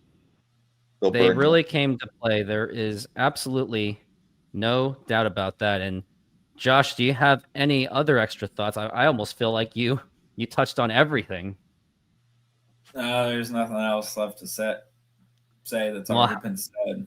Just yeah, hunker down for the off season, which I am absolutely terrified of, because who is to say that the Astros are not going to reload? What about the A's? Do they take it to the next level? Do the Angels at least become more annoying to the Mariners? Do the Texas Rangers bounce back, despite the fact that they just fired Bruce Bochy? Well, they didn't fire Bochy. Bochy had it set up that he was going to be done after this season. But that's the question, because no matter what manager the Texas Rangers have, they still make sure that they get at least a competent manager. And the only thing we know for sure is Dan Wilson's going to have his job for years to come. Jerry Dipoto and Justin Hollander, they're going to have their job for years to come, even though they really probably should be reconsidered. It should be reconsidered that the Mariners get somebody else in that front office personnel. Well, the pitching was a problem in the playoffs, and I think the way the starters performed since Game 3 really makes you wonder, how great are these starting pitchers? Are they really as great as they're touted to be, or are they benefiting from that T-Mobile Park effect that some people have investigated and researched and talked about? I mean, do the Mariners, because there's the old cliche that good pitching is always supposed to trump good hitting in the playoffs, and that didn't come to fruition. And really, not at all. Tigers went to 5. This one went to 7. Pitchers, they struggled. They did struggle, and like you said, there's going to be a lot of questions of like, will there be a conversation of, I don't know if they're going to be, but maybe, like you said, Mariners should try to get that bona fide number 1 guy. And that was supposed to be Robbie Ray, but unfortunately that did not happen. And other questions is, who in the farm system can step up for next season? Because it's very unlikely you're not going to start Leo Rivas at second base. I think we can all take that to the bank. What about, like, what are you going to do with Eugenio Suarez? What are you going to do with Josh Naylor? Are you even going to be able to keep those guys, especially Naylor? And even though there might be a perception why you might be tired of Randy Arozarena, what are you going to do with him after? Are you going to trade him? And even if you do trade him successfully, 1, what are you going to get back out of him? And 2, who are you going to replace with him? Because if you're going to replace him with Dom Canzone, that is an absolute non-starter for this coming offseason.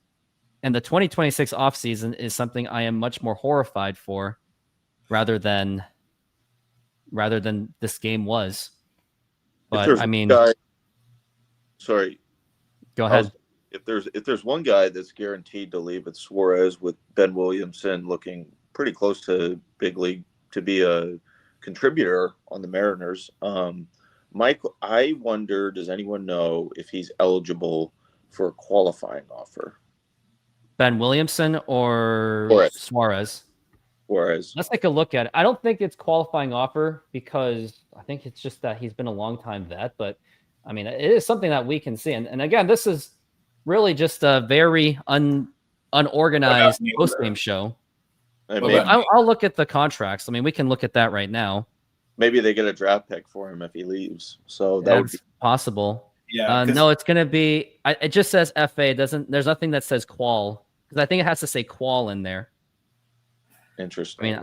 I can look at 2023 and what it looked like then, even though I really can't look at it because it doesn't show it.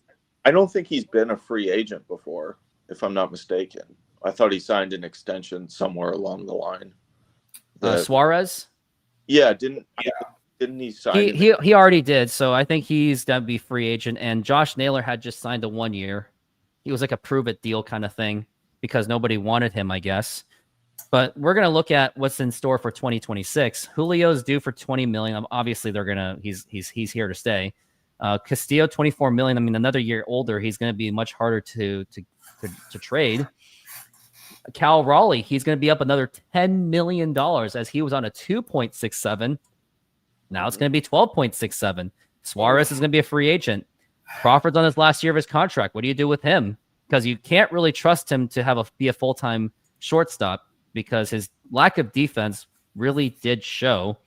Mitch Garver is probably going to be gone, which yes, Mitch Garver should be gone.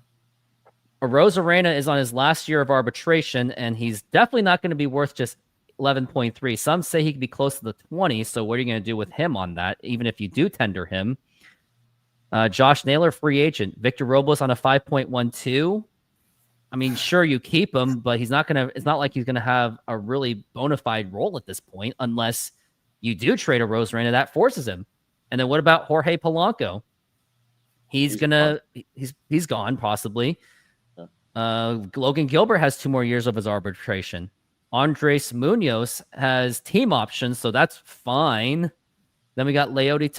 Who cares who's Leody? He's already been gone. Leody Taveras. George Kirby has 3 years left in arbitration. So there's a lot of big questions about what they're going to do with this team. Yeah, go after a bona fide number 1, like we've talked about. Do you think that's possible? We don't know. Yeah, you could, but it's all like, do you want to try to keep Naylor? Because Naylor's going to, for how he played in Seattle, that's going to command top dollar. And do the Mariners pay that money? And the other question is, we all know that Josh Naylor's agent, whoever it is, he's definitely going to say, well, he did hit 350 in T-Mobile Park, so you definitely better fork up that money. And he also said, go trade for Scooball. What's that going to take? Probably Gilbert, Kirby, and at least a prospect. Yeah. And also, if you're trading guys, do you maybe use this as a moment to try to offload players like Canzone to just get them off your roster? But the thing is, will they even want him, or will that just be used as a way of salary dump too? And let's see where Canzone's contract is. Canzone is he's on an arbitration still. So you can tender him or non-tender him, but I imagine that they're going to tender him at the very least, given that he had a 300 regular season batting average, but given that was a very fluky thing. But I think I've covered as much as I could for the offseason, because I don't want to talk about just offseason because it's just nothing but negative, but yeah, I know that's what I am. But Joe, what was your most favorite moment throughout this playoff run? I mean, I think the easy one is Jorge Polanco with that RBI base hit against the Tigers. Really is the one that does it all. Oh man, it's really hard for me to pick a favorite moment, because this ALCS collapse is really just going to overshadow a lot of what they've accomplished this year for me personally. So it's tough. I hear you. I have a favorite memory from this. That's playoff. Okay. And also, I just want to say, yeah, go ahead. I'm sorry. Yeah, let me finish my thought. I know we don't feel good about the offseason, but this is a unique situation. The Mariners do have the number 1 farm system, and I do feel good about that. I don't know about you guys. I think that's a good thing. Something to hope for, but it's something that has to be well executed, because we have seen, I know it's typical that a lot of prospects, they fail more than they succeed, but there are big ones that I think should have succeeded. Like Jared Kelenic, I think should have worked out. Kyle Lewis. Now, granted, that was injury, so there was nothing much you could have done about that. Evan White, we wish that worked out. So that's the question of like, is the likes of Colt Emerson going to work out? What about Laz Montez? So I expect this to be a different team. And by the way, we got CM_NO. Congratulations to your trip to the World Series. I can't take that away from you. Mariners, self-inflicted wounds. Honestly, I think all Mariner fans are going to cheer for the Dodgers because I think all the hate of the Blue Jays has now reached an all-time high. I think the hate might be higher than the Astros at this point. Hey, no. Good. Let the hate consume you. Let the hate flow through you. Oof. Good. But you were down a lot of good players. I mean, they just weren't at their 100%. I can tell you that. Oh my God, TK with Taylor Trammell. Oh my. And then he ended up on your Astros. Yeah, and he was a role player at best. Yeah, he was a quad A player for the Mariners. Like, this was a cycle of Taylor Trammell. He hits a home run, and he's like, oh, he might do it. And then literally the next day, he's like 0 for 4. And then that'll just be the same for like a month. Pretty much. Well, yeah, so... Well, that doesn't seem like many people are coming on. I think people are just so mad that the game's over that everyone kind of just dejected. Dejected and a lot of people speechless. It really is speechless. Like, I think after this game, I think I'm probably just gonna go to 7-Eleven and gouge down a Slurpee, to be honest, because I have one that's walking distance, so it's gonna be my coping drink. I mean, I got some YouTube shorts to make. There's definitely no point of making Julio home runs, or maybe I will just because it was highlights, but definitely going to put in that George Springer one for sure, unfortunately. You also the big dumper, that moment. Rooftop dumper. Yeah, that was a thing. Oh man, Joe Kramer doesn't even like it. No. I bursted out laughing because I got the I got the bad connotation from that, and there was a good laugh for like a few minutes about that. I think that go ahead. Does anyone talk about Jay Buhner's 1995 ALCS Game 3 performance? Not enough, I guess, but what I do remember was he hit a home run and then he mistimed the fly ball to right field, went right over his head, and that forced Randy Johnson to get a no decision, go to extra innings, and then next thing you know, he hits a 3-run home run to put it away, and that was the Mariners' peak time of 95, where he took a 2-1 series lead against the Cleveland Indians, and then Game 4, Cleveland 7-0 massacre. Game 5, the Mariners kind of had it where they could have taken a 3-2 lead to go back home to the Kingdome. Then they lose because of a Jim Thome home run off of our great Chris Bosio. And then you go into Game 6. There goes my helmet. Then you go into Game 6. That helmet has taken so much abuse. Then you go into Game 6. And Randy Johnson. Kenny Lofton double stole. Carlos Baerga with a home run. 4-0. Mariners offense was pretty much just dead. Let's see. Maybe let's just see all the comments because we've definitely missed on a lot of comments. People are going to say, let Gino walk. His bat speed is very slow. We are criticizing, why do you guys want Suarez? Because this is what he is. But sure, it may not be enough. All right, guys. Goodbye, Sunday. Don't forget it. Stop it. Thank you. We had a Blue Jay commenting, so glad I can officially move on and never be a Mariners. Oh. Yeah, especially the next comment that followed. I'm not going to show that one, but the thing is, I don't blame you. I'm just going to assume that tomorrow you'll be back and go, okay, maybe I shouldn't have said that. Just like I shouldn't have abused my helmet. Childhood memories from 2001 destroyed. That was a 2001 helmet. I think that helmet was based on John Olerud. Oh, that stings. Yeah. Oh, Crispy something goes, nope. Honestly, I'm not going to even think. But I think I'm going to say overall, what we said, like I said, pretty much. But overall, Urinating tree video. It's gonna be congratulations, Mariners. You suck, and dick punch. Oh, I'm definitely gonna react to that. Yeah, it's gonna happen. Yeah, but I had a lot of fun this year. I did 79 live streaming games. Like, it was a lot of fun. No, Crispy Vibes, I'm not gonna cancel you. I said you're entitled to any opinion you want. Just don't be the person that sends me stupid links going, learn how to make 6 figures while pooping in the toilet. Just don't be that person. And we're cool, and just don't be personal. I'm not gonna. Well, this is recorded anyway, but I ain't gonna cancel people. I don't cancel. There are Mariners YouTubers out there that do cancel, but that's not my core values of this channel. My core values is to let everyone say whatever they wanted to say within reason, without being fear of being canceled.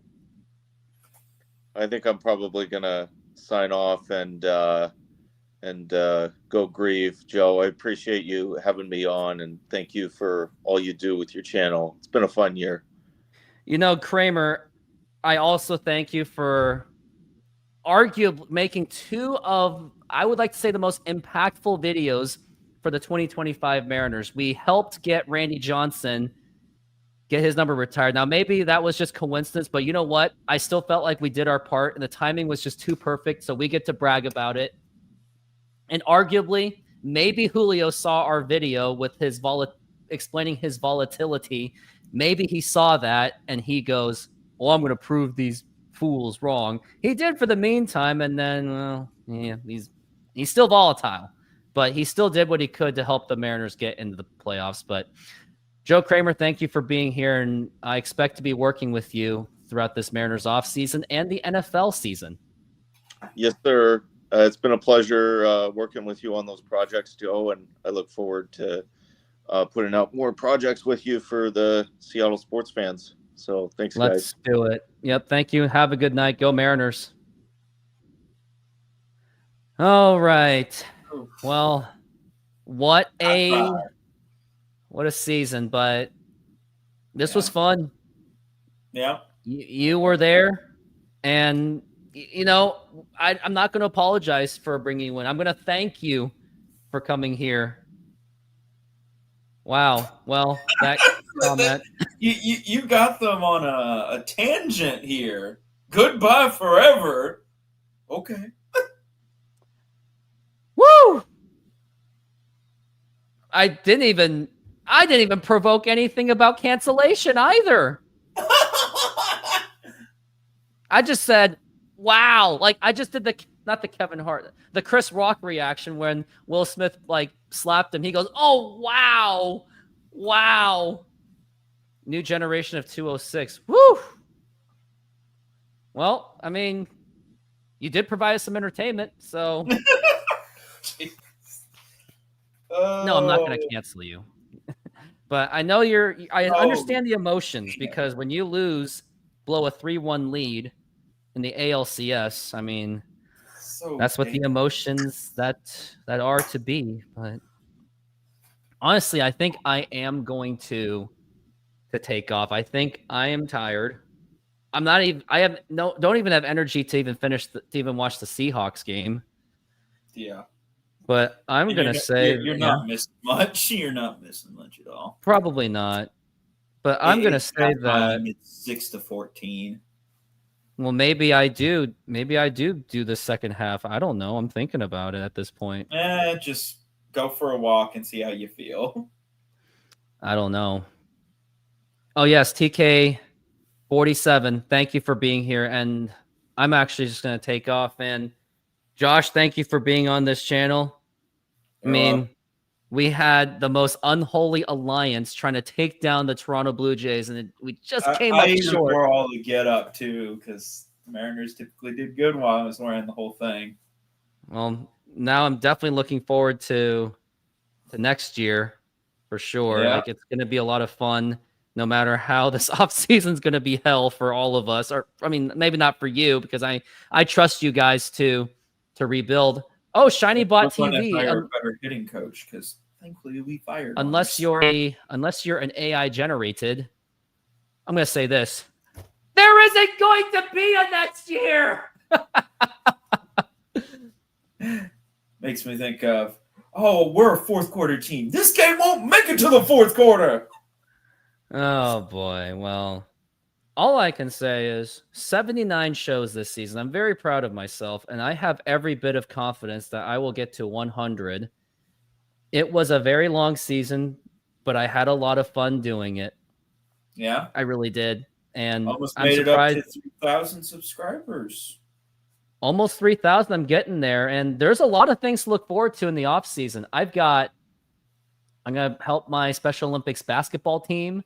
I got all these fantasy sports, still got NFL season. So the one positive thing about the ending of the Mariners season is at least I don't have to stress about it, and at least until next year. And I'll be back for spring training. I'm planning to do that again. And Josh, maybe I'll pay a trip to Houston. I'm thinking I want to do it really badly to vibe with the Astro fans. And maybe I'll make a YouTube video going, Mariners fan, diehard Rooftop Sports meets fans of the Nemesis. That'd be fun.